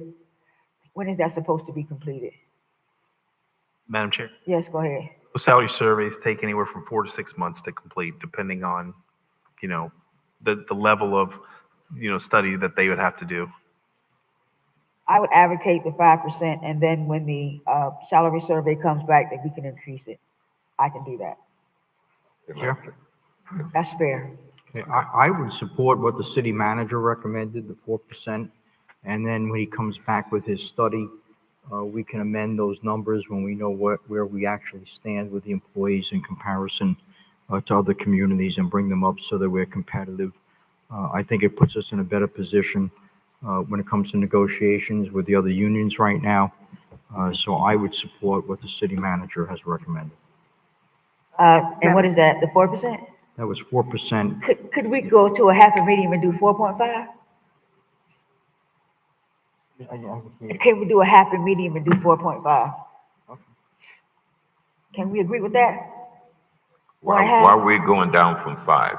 I mean, the people are hurting now. I mean, wait, Madam Chair. When people go in these grocery stores now, like today, the prices are high. People who are making decent salaries, it's not impacting them. But there are employees struggling, going to food banks and all those other things. And Mr. Evans, your salary, $250,000, $255. These employees here, you're not struggling. They are. And all I'm asking for is some compassion. Mr. Spirit is doing fine on the island. We're talking about people who are not doing that well, who are struggling right now, not 4 and 5, 6 months down the road. And all I'm asking for is to have some compassion for our employees right now. Madam Chair? Chair? Okay, hold on a second. You're right. You're absolutely right. I'll stick with the 5. You're absolutely right. Madam Chair? Yes, go ahead. Okay, and I'm in total agreement as far as the need out there is very prevalent in the community. There are people struggling, people that have been, on fixed incomes, and people who have been, laid off or not working anymore. So there's a lot of that going on. But I'm going to ask my colleagues, are we willing to adjust some of the things that we want as far as entertainment and different programs? Are you willing to sacrifice or make some cuts there? Because if we're really talking about people's survival and what they need and bills and savings on the cost of living, then we also have to look at some of the things that we're desiring to see. I know some of those things are important and it would be great, but sometimes we have to look at the time that we're in. Right now, we may not be in the time where we need to be celebrating everything, at these major costs, or we need to be having social events all of the time. And I know it's all important, but again, if we're gonna look at the budget and the cost of things and the cost of living, we gotta make the main thing the main thing. So we just need to be consistent. Ms. Cornelia Davis, absolutely. I'm willing to adjust other things for the employees. Okay, Very I'm good. in agreement. So let us, Chair, yes, go ahead. I just want to respond to Councilman Guyton's comment to me. Please be careful and don't be divisive in this community. We're one city. We're not Singer Island or District 1. We're one city. Please don't paint us with a brush. Remember, we pay 53% of the taxes that come into this city of your budget. So please don't paint us with one brush. You don't know what people are going through. You may think everyone has money that lives on the island. That's not the case. So please don't do that. And please, let's remember that we're one city, not two cities. All right, so we're going to, Madam Chair? yes, go ahead. I can certainly understand the emotion side of it, but we can't make decisions based off of emotions. I certainly agree with what Ms. Davis Pinheiro suggested is that some of these things that we were talking about, increasing entertainment funds, that shouldn't be a priority if we're trying to make the employees the priority. We have a lot of stuff that we need to get done. Now, I do support an increase, but we need to be realistic when we're doing this. We can't have $250,000 for entertainment and then we want to give everybody a 5 or 6, 7% increase. We have to make sure that what we're doing makes financial sense. And then not 6 months from now, we're trying to figure out how we're going to continue to deal with our infrastructure. I know one's capital improvement, but my point is, let's just make sure we're not making decisions based off of emotions when we know we have a lot that needs to be done. And we're making this decision not really knowing what the data says out there. So I know it sounds good to say we're for the employees because we are, because if we didn't have the employees, we would not be able to get the work done that we're getting done. But we can't just throw numbers out there and not really be able to justify what we're doing. If it makes sense, is it needed? We don't know any of that. So I support an increase, but I'm not going to put us in a position where we've been over the past 20, 30 years where we have not been able to see any progress. The employee morale may have been much better back then, but everybody was getting money, but nothing was going on in the city. You didn't have anything to show for what was going on other than the marina being built. And so I think that needs to that has to play into this. We have a lot we need to do. We can give some, but just throwing numbers out there, I can't support that because that's being irresponsible. Thank you. Madam Chair, Yes, go is there a ahead. motion on the floor? Yes, there's a motion for Okay. the 6%. That was, was it? No, the motion was just for the regular budget, 3%. Budget So was if for we amend it to the 5, motion was for the budget itself. there's one more item, the legislative aid Okay, salary. wait, before we do that, let us dispose of this, meaning that we Okay. have to come to a happy medium on how we're Okay. gonna, with the salaries. I made the So- motion, I'll amend the Wait, hold motion. on. So what we need to do is that, councilperson, because Miller Anderson wants to increase, but not to the 6. Councilman Spirit is recommend 4.5, 4, I should say. Commissioner, 4, okay. And Mr. Guidance, that's 6. Commissioner Miller Anderson, 4. then 4 it is. That is a majority of the council. Let's move on to the Madam next Chair. item. I'm sorry? I just wanted to say that obviously, you know, we can revisit this, as we said earlier, once we get the data back. If we need to increase it, we can certainly do that. Thank you. Thank you. So now we have that taken care of in the budget.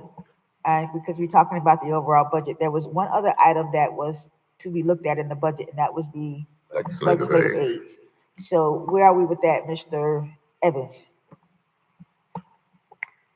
Madam Chair, if I may, pursuant to the direction provided by the board, the HR department did go and did a query of legislative aids and the services that legislative aids provide throughout Palm Beach County. And so that information is accessible if the board would like to see the presentation. But, this is largely a policy or political decision that rests solely with the board.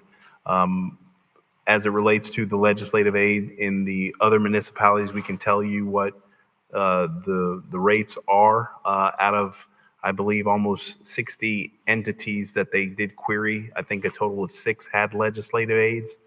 And so Director DeCoste can provide more specificities on that if it's the board's pleasure to hear that presentation or an update on that. Madam Chair? Yes. And my point, I don't know if we need a presentation from Mr. Costi. That wasn't the direction.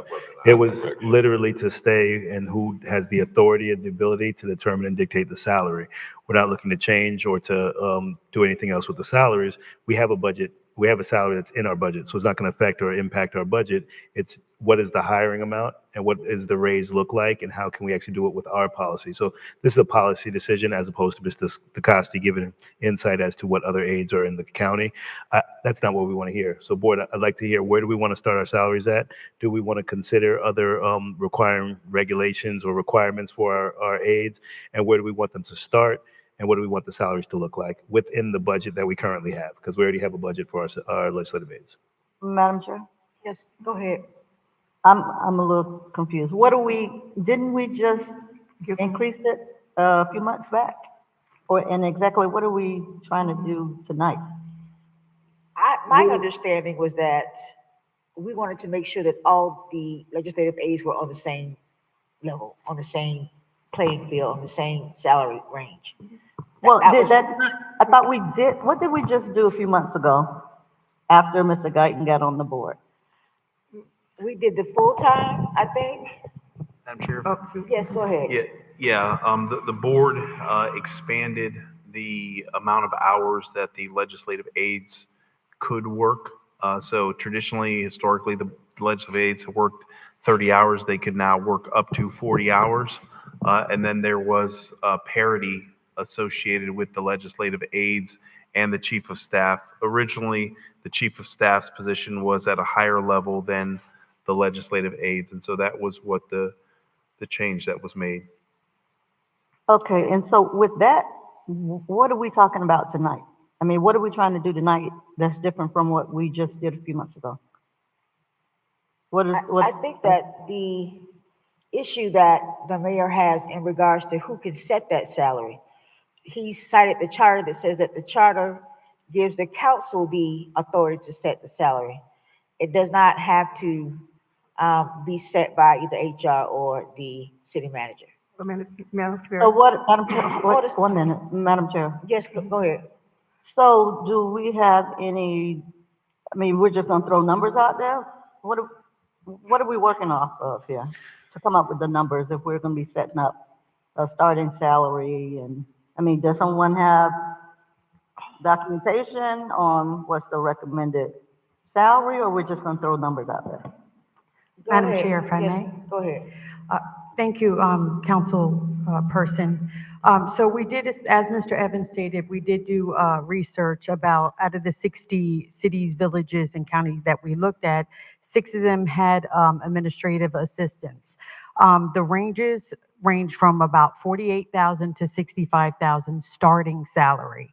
And those cities include the city of Boca, Delray Beach, Boynton, West Palm Beach, Riviera Beach, and Palm Beach County. So they all across the board only need a high school diploma. There is one city that's the city of Delray Beach. They actually use the executive assistant from the city manager's office, and they interchange with the mayor's And then they have another position for the other elected officials. So the salary range from the different cities, some start at 45, 48, others started at 65. Madam Chair. Hold on a second. Councilperson Miller Anderson? Yeah, so those municipalities, they each council member and mayor have an assistant, or it's one servicing several? Uh, Madam Chair. Yes, go ahead. So some have, of course, the county have their own assistant, they're appointed. City of Delray Beach, there's one. City of Boynton Beach, there's one. We have one for each. City of West So you Palm. said Boynton and Delray what? City of Boynton Beach, there's only one full-time aide. City of Delray Beach, there's one full-time aide. City of Boca, there's one for the mayor, and the rest of the council has their own as well. Sure. Okay, so the majority of them are not set up like us. The only one that is set up like us is what you said, Boca? Madam Chair? Yes, go ahead. Yes, ma'am. And Boca And of has- course, I'm sorry. Go ahead. I'm Go sorry, ahead. and Palm Beach County, of course.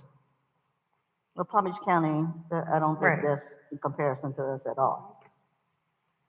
Okay, thank you. Sure. You're Okay, welcome. no, it was, Councilwoman Premier. Well, actually, that was my question, Okay. Madam Chair, so. All right, go ahead, Dr. Spears. So can you tell me what do our aides actually get if they work the normal hours, not all that extra overtime that we authorize? What is the average salary of our aides right now? Well, they get to work up to 40 hours. They're not supposed to work overtime unless it's improved. So depending, well, they're all, across the board, they're at $24.32, I believe. And then, time and a half when they are working overtime. I don't know the average because I don't have the overtime report in front of me, unfortunately. But that's their salary, about $50,586. That's 50,000? Yes, that's the minimum to start. And you said that the average is between 48 and 60? Around there, that's the starting salary. That's the starting salary? Yes, So- sir. So because I know that, I believe my aide didn't get any raise last year. Is that correct? Correct, sir. I mean, she didn't even get COLA, got nothing.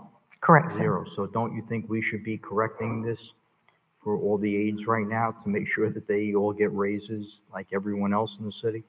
Madam Chair, I apologize for that. It's the will of the board. HR doesn't make that decision. I'm looking at you, but I'm speaking to my colleagues. Oh, okay. Thank you. So, but I think not my concern, but I wanted to make sure that everybody was making the same. That was my concern. And if everybody's making the same, then I'm good with that.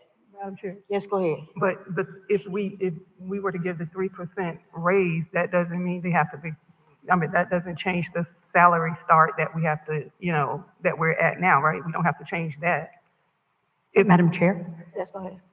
So if we keep the salary as it is, they would receive the 4% COLA, I believe you voted on, and that would be their salary. And that means that everybody's on the same. Yes, Okay. yes, ma'am. Yes, hold on a second, Mayor. So my question for tonight is if we're okay with where they are now, can we move on? Okay, very good. Mayor? Only feedback was, we should be setting a policy for also experience and, education. I believe that some of our policies allow for additional compensation, whether it's 10, 15, or 20% for the experience and education, and the starting salary as well. So if someone has a degree or multiple years, 5 years in the industry, that gives them a starting salary where we can actually start them at a higher rate.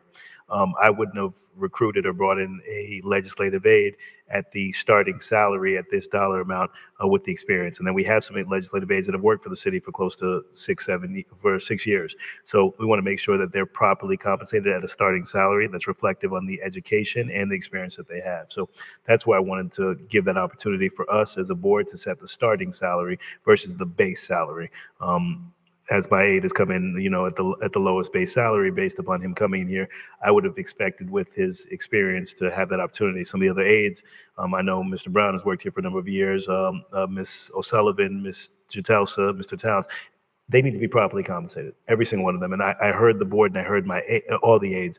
They all should be fairly compensated and equally compensated. So I just want to set their starting salary higher and give them the rightful raise, because they also didn't receive a raise, some of the ones that were here last year previously. So I think that we should start our starting salary higher versus the base salary that they were started at when they came on. And that was set by Mr. Evans. The charter says that we set the base salary. So if we put a policy in place and parameters based upon experience, based upon years of experience, based upon degrees, I think we can do that, where we can have the same opportunity that Mr. Evans does to recruit talented, quality staff. If he sees somebody that's talented enough, he can start them at 10, 15, 20% over the starting salary. And I want to have that same flexibility with this board. Okay. Are we on the same page, majority of the council, in regards to how we're moving forward with this? Chair, Yes, go ahead. I would have no objection to bringing the aides up closer to the other municipalities. They're at 50, you're saying they go from 50 to 60, 48 to 60. I know that our aides didn't get a raise last year. I would want to try and just take care of what they didn't get last year and give them last year's and this year's, maybe like call it a bonus or whatever for 1 year, just so they can catch up for what they didn't get last year. I'm fine with that. Madam Chair? Yes, go ahead. We really need to be careful in terms of comparing it to these other cities. It's no comparison. We're talking some cities that have one aide that works for the 5 or 6 people versus what we have. Now, I'm not saying not to give anything, but I'm just saying that's apples and oranges. We're not comparing the same. Madam Chair. And they have a different type of workload when they're working for 5 or 6 people versus one-on-one. Now, what I do support and can agree to is that if we're going to be able to attract people, quality people, you may want to put in where you could start at a certain amount based on if you have a bachelor's degree, a master's degree, or whatever. I understand that. I certainly understand that and support that. So having that flexibility is definitely important. But, I feel like we just increased those hours, so that increased the amount of money that they were making from the time before. But however you all want to go with this, have at it. I think that we agree that we're going to bring everybody up to the same level. Am I correct on that piece? Chair? Yes, go ahead. Yes, so I'm just suggesting that we make up for last year, that we give the 4% we approved tonight, but give them maybe an additional 4% bonus this year because they were left out last year. So I can agree with that, and then, but everybody has to be. Yeah, everybody, Yes, yeah, very good. everybody's aides. I Madam think we Chair. can agree to that. Madam Chair, if I may.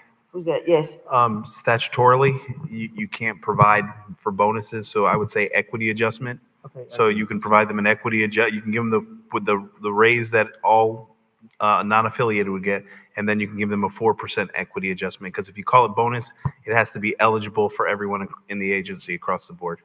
Equity adjustment's fine, thank you. Okay. Madam Chair, Yes, sir. what about those who may bring college education?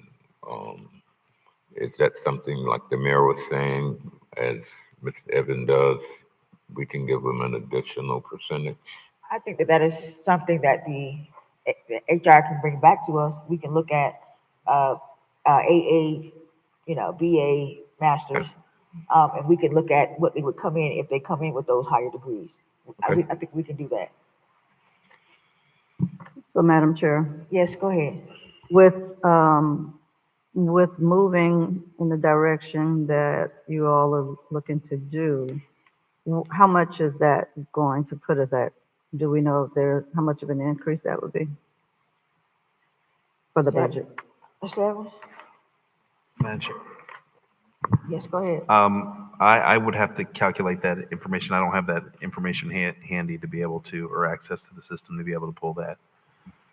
Okay, you can just send it to us, as soon as you get it. That'd be good. Just send it to all of us, yes, please. So we've settled this issue with the legislative aides. We settled the issue with the raises. Yes, go ahead. Do we have any type of, data that we could have been presented with or anything of that nature? And is it possible to get that back, at a future meeting? Um, like we just asked him, what would that cost be? Things of that nature. Can we get something like a backup with some more data that we can look at? Madam Chair? Yes. Yes, ma'am. I can send it to you tonight. Okay. I'll send it to the entire board tonight. Okay. Thank you. We have discussed both issues. There's a motion and a second. I'm calling the question. Madam Chair, can you repeat the motion? Yes, repeat the motion. And it's basically the ordinance of the, that's what's listed. We're voting on the budget, but we just made the adjustments with the budget. Yeah, to include the So we can amendments. approve, we can approve it based on the adjustments or the amended? Yeah. Not But amended, can you adjustment. speak what they are? Adjustment. Okay. Can we do it that way? Madam Chair, I would ask that the clerk would read it back, but just specific to the aides, that they would receive the same increase that non-represented receive, as well as an equity adjustment of what last year I believe was 5%. So they would receive an equity adjustment of 5%, and that's for all legislative aides to include the mayor's chief of staff. Yes. And that would be effective October 1. Madam Clerk is. Madam Chair, Yes. clarification that goes for all legislative aides, old, new. Yes. Madam Okay. Chair, all legislative aides that are currently employed with the city of Riviera Beach. Go ahead, Madam Clerk, could you read it back to us? What I have here is legislative aid, 4% salary increase, and equity adjustment of 5% increase. Is that correct? Yes.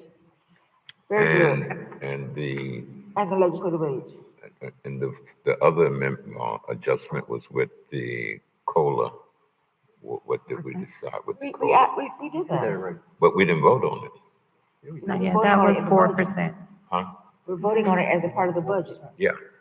So it's part of this budget now, Yes. the adjustments, okay. Yes. Are we good? Madam Clerk, let's go. Councilperson Davis Panier, Yes. Councilperson Guyton, Yes. Chair Pro Tem Miller Anderson, No. Councilperson Spiritus, Yes. Chairperson Lanier. Yes. The item passes with Chair Pro Tem Miller Anderson dissenting. 8C. Madam Chair, we are on item 8C, ordinance number 4288, an ordinance of the City Council of the City of Riviera Beach, Palm Beach County, Florida, modifying and updating the city's 5-year capital projects plan for fiscal year 2025, 2026 through 2029, 2030, providing for a severability clause and providing for an effective date. So move. Second. Mr. Evans? Madam Chair, members of the board, this is the capital improvements plan. Staff is recommending approval of ordinance 4288. The capital budget for 2026 is funded in its entirety, with subsequent out years looking to receive funding as part of the budget process in the future. Staff recommends approval of the ordinance and is prepared to answer any questions you have associated with the capital budget. Board, any questions in regards to the capital projects plan? Madam Clerk? Councilperson Davis Panier, Yes. Councilperson Guyton, Yes. Chair Pro Tem Miller Anderson, Yes. Councilperson Spiritus, Yes. Chairperson Lanier, Yes. unanimous vote. Next item. Madam Chair, we are on item 12, discussion and deliberation. Item 12A, Seven Kings Management Contract. Madam Chair, if I may, Yes, go ahead. I believe there was my item may have been missed, or unless it was inserted in front of. Oh, that was the community benefits It's on that you, 13. Okay, I'm sorry, my apologies. Is it on here? Sorry, yep. Okay. So we need to go to that one next. I don't see this, I don't see it on mine. The It's on community the 12. benefits. You put it on the discussion. Oh, yes. Yes, gotcha. Go ahead, Madam Clerk. Madam Chair, we are on item 12A, Seven Kings Management Contract. Seven Keys, that was the one I added. Yes, sir. Yes, go ahead, sir. Okay, I'll make this fairly quick, Madam Chair.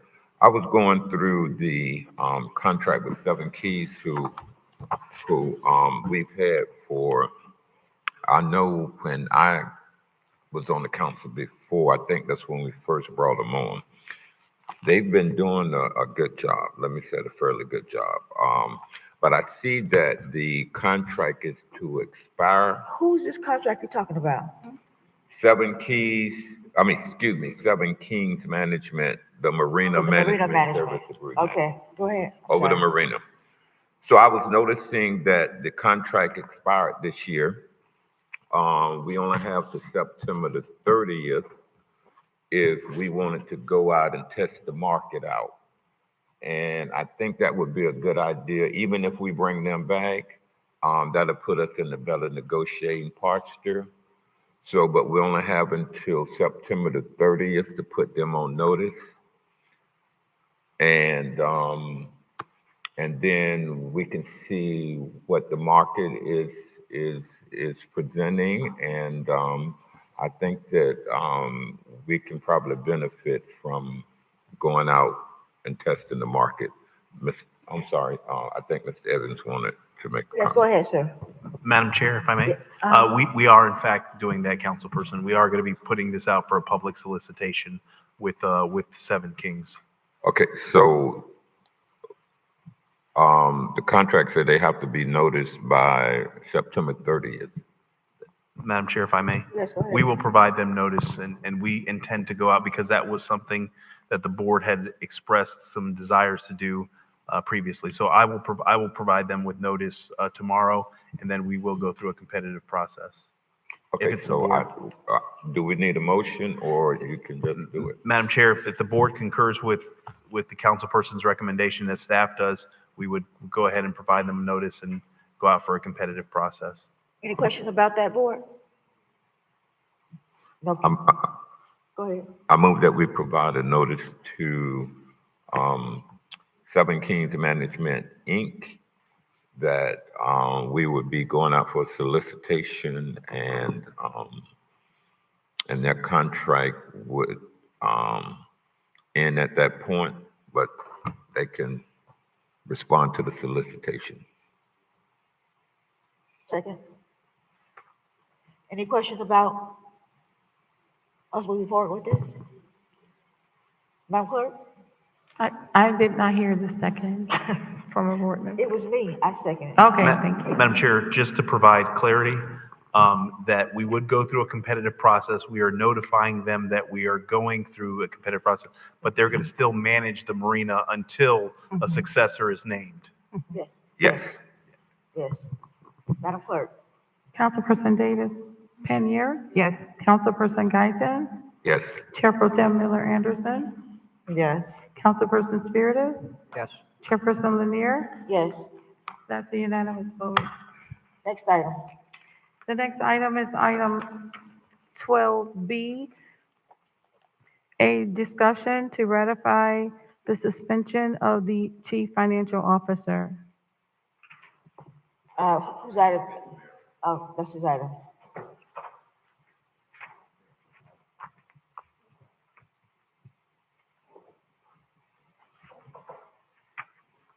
Mayor, could you explain to us your item, please? Thank you, Madam Chair. And I'm going to keep this brief. I have these notices. My entire board received a copy of the letter of notice of suspension, but I brought a hard copy.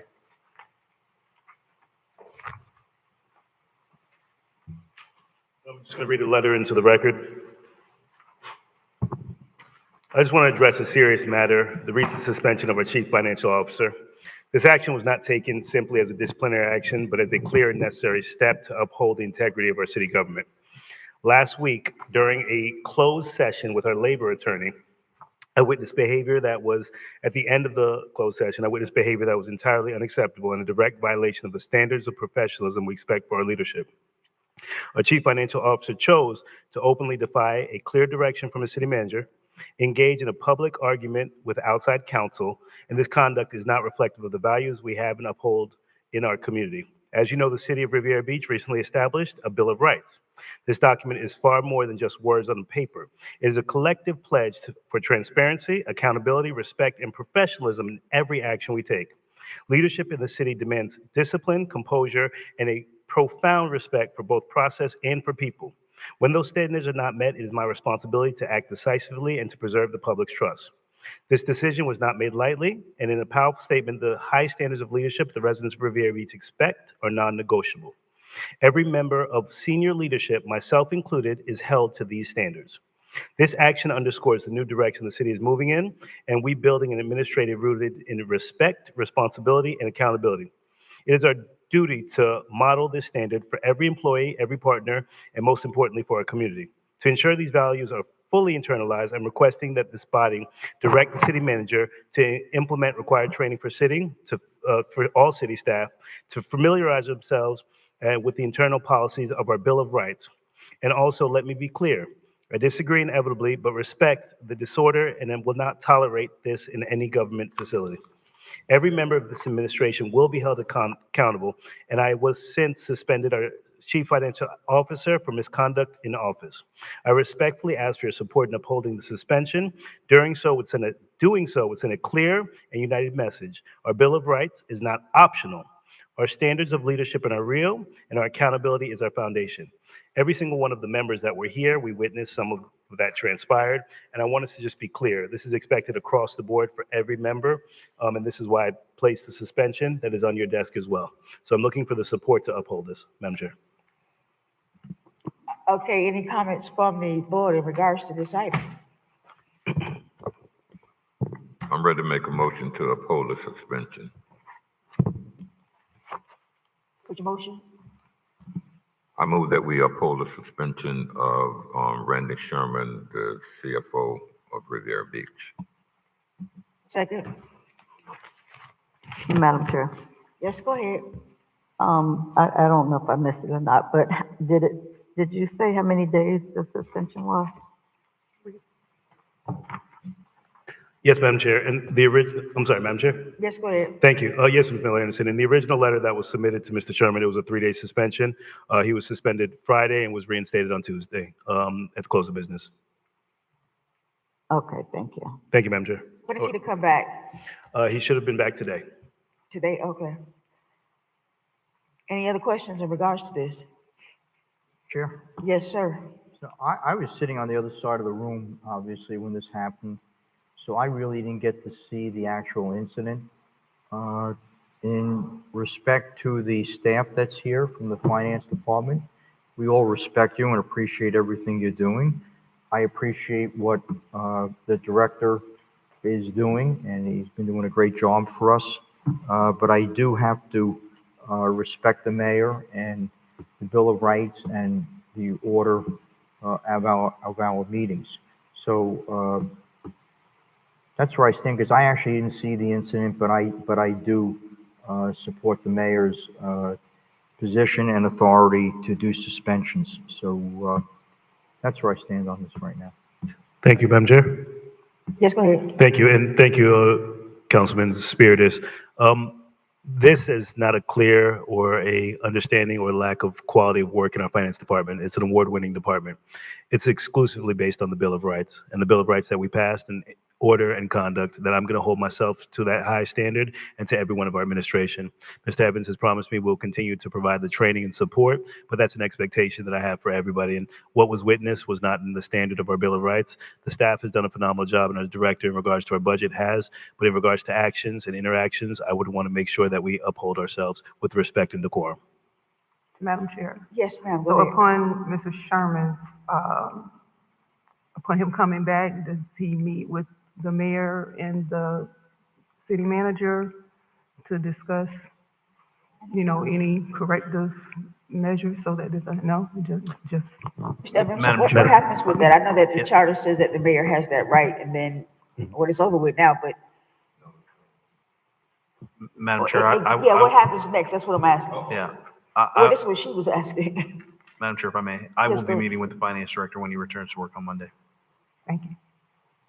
Very good. Chair? Yes, ma'am. I just think we yes, should sir, explain. I'm sorry.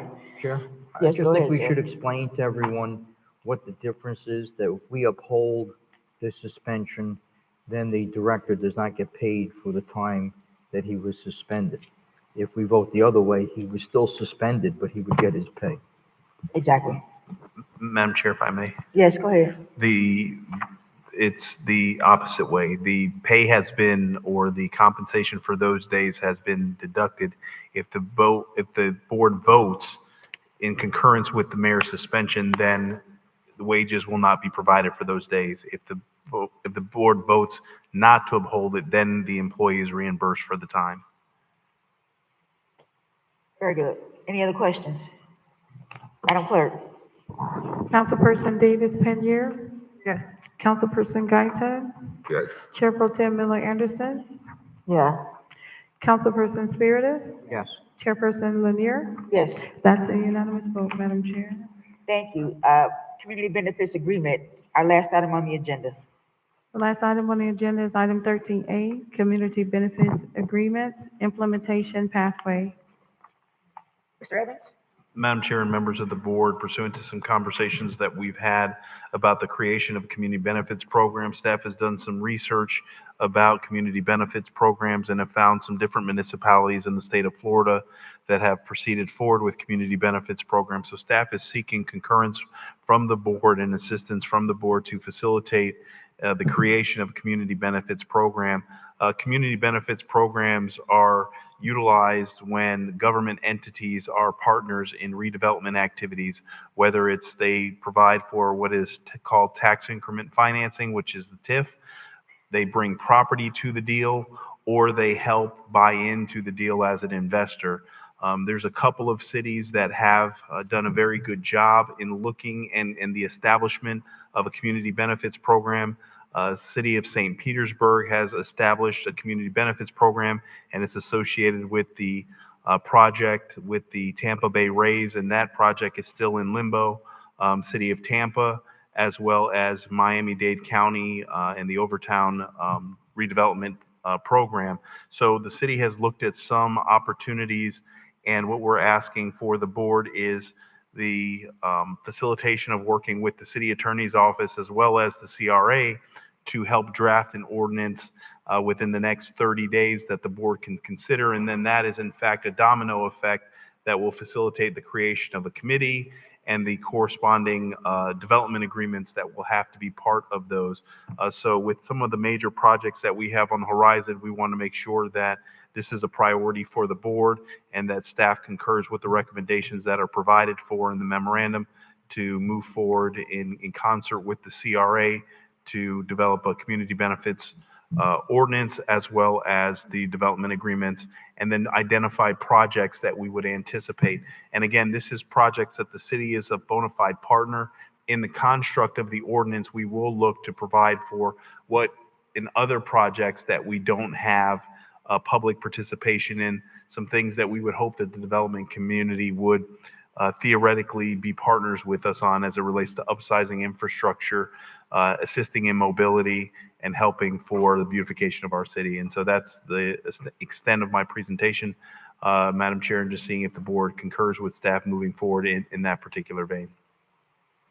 I'm in agreement with moving forward with this implementation in regards to the collaboration with the CRA. We need to really look at something like this to be able to fund some of the stuff we have going on. But I do agree with moving forward with it and bring us back something to vote on.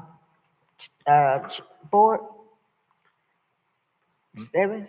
Madam Chair, Yes, go if I ahead. may, and if, I don't know if you've done this on the CRA side, if you can also direct your staff on the CRA side to work with us on the city side for the purposes of this exercise. I think we have, haven't we? Yes. We did already. Madam Chair? Okay. Just quick, a quick question. What's the timeline for us getting something in place? Madam Chair, Let's go ahead. we have to bring an ordinance back. We want to bring an ordinance back to you in 30 days. So we're going to move very quickly. I've got some items that I need to share with the city attorney. The good thing is other municipalities have got the framework of that, but we want to get something in front of you, at least for review, in 30 days. Okay, if that's as quick as you can get it, that's fine. Madam Chair, Yes, go ahead, sir. the chairperson has been calling me every day about it, so I'm gonna try to get it as quickly as Yeah, possible. Thank you, Chair. Thank you, really Madam need to- Chair. We really need to look at that. We had some cities have gotten stadiums, some cities have gotten affordable housing out of these development deals. So we need to be able to have something that the residents can get back from these developments. So I agree with moving forward with that. And before we end this meeting, there is a new agenda item that I need to add to the agenda. And the item is that um, it's going to be entitled Board Direction. I'm going to read this to you. The purpose of this item is to ensure clarity and accountability. At this point in the meeting, the manager and the staff will restate any explicit directions given by a majority of this council during our deliberations. Once the summary is provided, the council will have the opportunity to confirm the direction by consensus or, if necessary, by a majority vote. This step will create a clear record of our decision and provide staff with concrete guidance moving forward. This item will be added to the next agenda, and it will be built into the agenda software. And I want to do this because we have these meetings that we go back and forth, and I want to be clear when we leave this meeting what it is that we've given the staff direction to do. What was, I missed the first part. It's a new agenda item I'm adding to the agenda. This says board direction, Okay. and it's just going to be a title, and then we're going to have the board to come, the staff to come back and tell us exactly what it is that we told them to do tonight. Okay. All right, very good. Madam Chair, if I may? Yes, go ahead, sir. If we can title it confirmation of direction? Sure. Because I think we've done this before, so I think we have the module that we can activate in the actual Granicus system, but we'll Yes, I need to see that on the next agenda. I want to make sure that when we leave these meetings, that there are no ambiguity about what we, as a board, have decided to direct the staff to do. The discussions by the city manager, Madam Chair, before we move on from the community benefits, I did have just a couple comments. a couple of items in regards to, The community benefits direction. okay, go ahead. That was where Mr. Evans, I believe, said he's going to be bringing that back to us quickly with an ordinance. Are we going back out for a solicitation to put this package together? Is this something staff's going to be doing, or are we looking at outside counsel to help packaging this? Madam Chair, if I may? Yes, go ahead. This is something that we would work in the ordinance part. We would work with legal and whomever legal would assign to help, draft the ordinance. So I'm assuming that Ms. Wynn and her team will take a look at that, and then if it's a desire to engage Mr. Lee, which most likely they would in this particular process, then we would. So with the ordinance, and just so we're clear, the ordinance is just to allow for community benefits to receive, not the actual policy, the expectations of what we want in our community benefits. Madam Chair, if I may? Yes, go ahead. Yeah, we would have to bring all that other, the meat of that after the ordinance. Okay, and once the ordinance is complete, I want to expedite this because, Madam Chair, we do have a large timeline. We've talked about the billions of dollars that's in the pipeline, but we need to make sure. What? Hold on. What? You're going too fast. Talked about what now? Sorry, we've talked about the billions of dollars that we're working on right now in regards to development in the public and private sector. Any developer that comes to the city, we want to make sure that we have this in place. Actually, a young lady, she interviewed last year for CRA, and she brought it up during her interviews, Miss Nikki Austin Ship. And I believe Miss Nakasha Wells, she presented a proposal to us in reference to benefits. This board has been constantly asking for it, but we need to ratify it. So with those individuals that came to the table to say, whoever does it, whatever the process, the city needs to implement a structure so we can benefit from the dollars, especially if we're passing anything that's city lands that has a zoning or ordinance change or any resources. Of course, if they have development by right, there's no expectation for dollars. But if we have a standard practice in place, the development community will know to come to the table with something that's going to benefit the community. So once Mr. Evans comes back with this ordinance, which I want expedited, I want us as a board to make a decision. I would prefer not to go out for a solicitation. I'd prefer to hire a consultant to come in immediately and to implement a policy because we do not have time. We have projects we're going to be voting on in the next coming weeks, and we want to make sure we can have a benefits package in place to capitalize on. So those are the things that we've been talking about it for years, but let's expedite that process to make sure it's done properly so we can do community benefits, but make sure it's structured right and legally. Chair. Yes, go ahead, sir. So, Mr. City Manager Evans, did you say that there are, City Manager Evans, did you say that there are other communities that already have this in place? Madam Chair? Yes, go Yes, ahead. there's other communities So that are we able to use their documents and work with that and have the board discuss those documents and come up with an ordinance rather than spending money on a consultant to come in and do what's already been done? Madam Chair, if I may? Yes, go ahead. Yeah, we're not going to, with the city attorney's office, the ordinance will be drafted in-house. So we will grab the ordinances and bring that forward for the board's consideration. So that'll be something that we do in-house. Thank you. And yes, but I do agree with the consultant aspect, given the fact that this is on the plate of the staff, but we want to get this done quickly. Mr. Evans, any comments?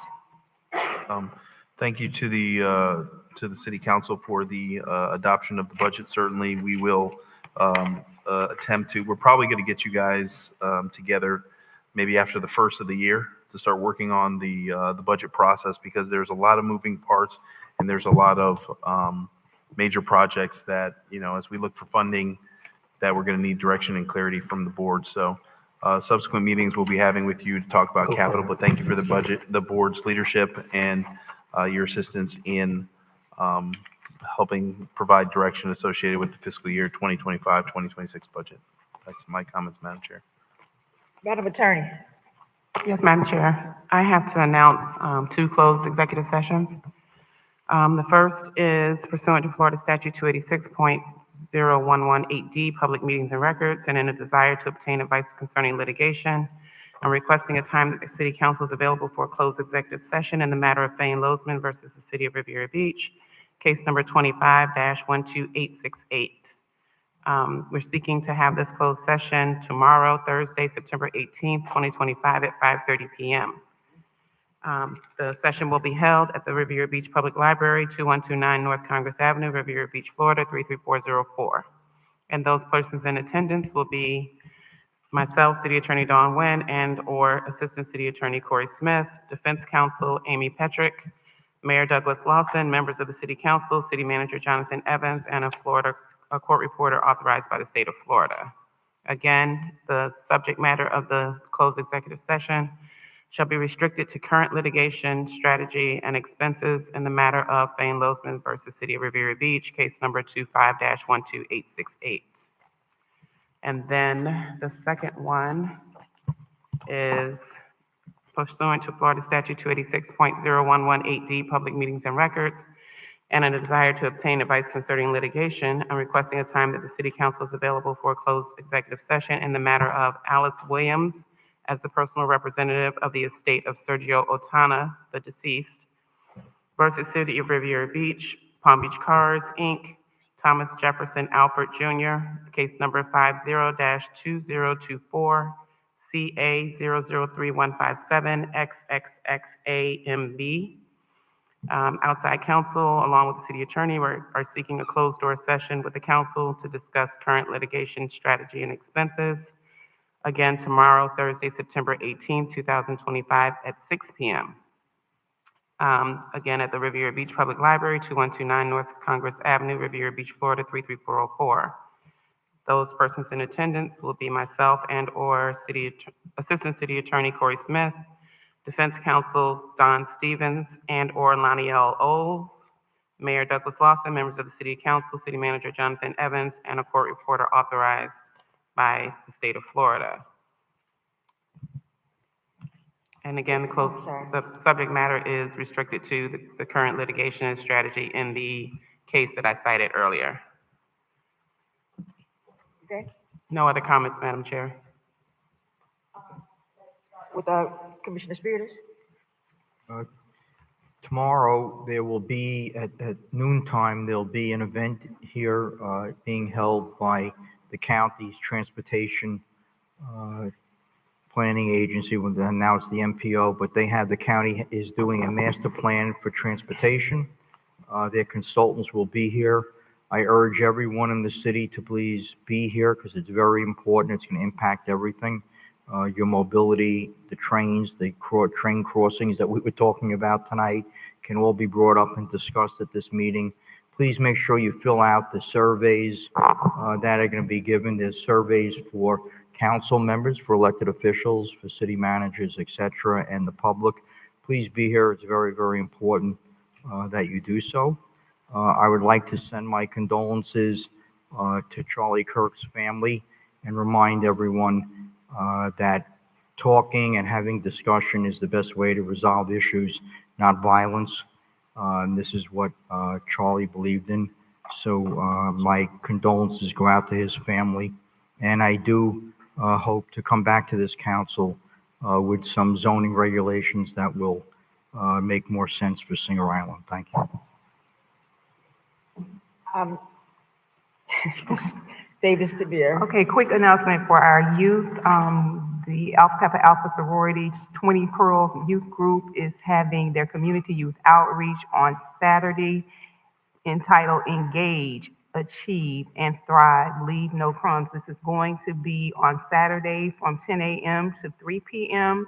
They will have entertainment, sessions on college, community service you can earn. They're going to have resource fair, breakfast and lunch, music, and many sessions on mental health, on academics and education. And then we also will be having a parent session as well. So you all can still register online, or you can contact any 20 Pearl.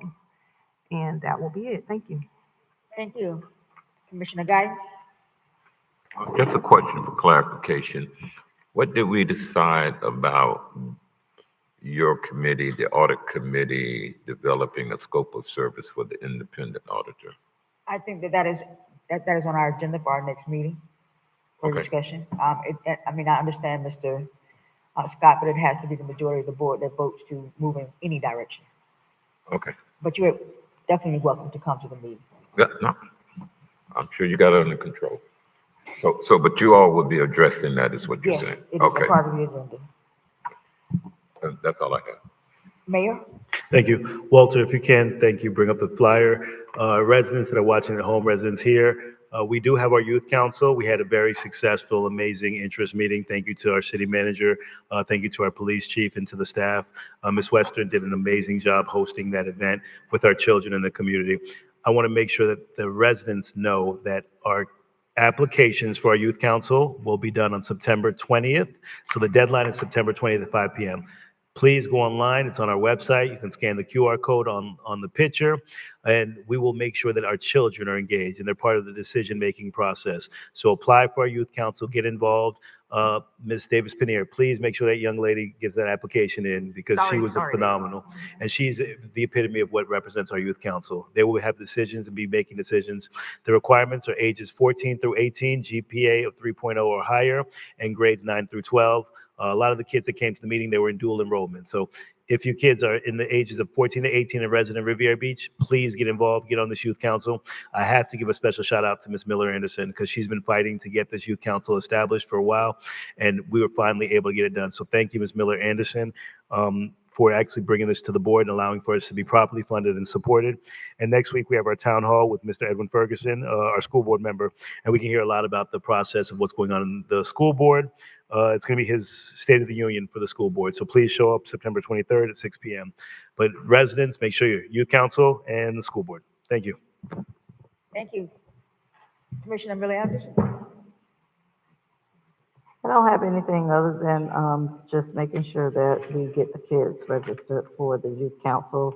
And I think my assistant, Ms. Akuria Wester, did speak with the young lady and gave her a flyer. So hopefully she'll be one to register, but we are still looking for kids, as the mayor just stated.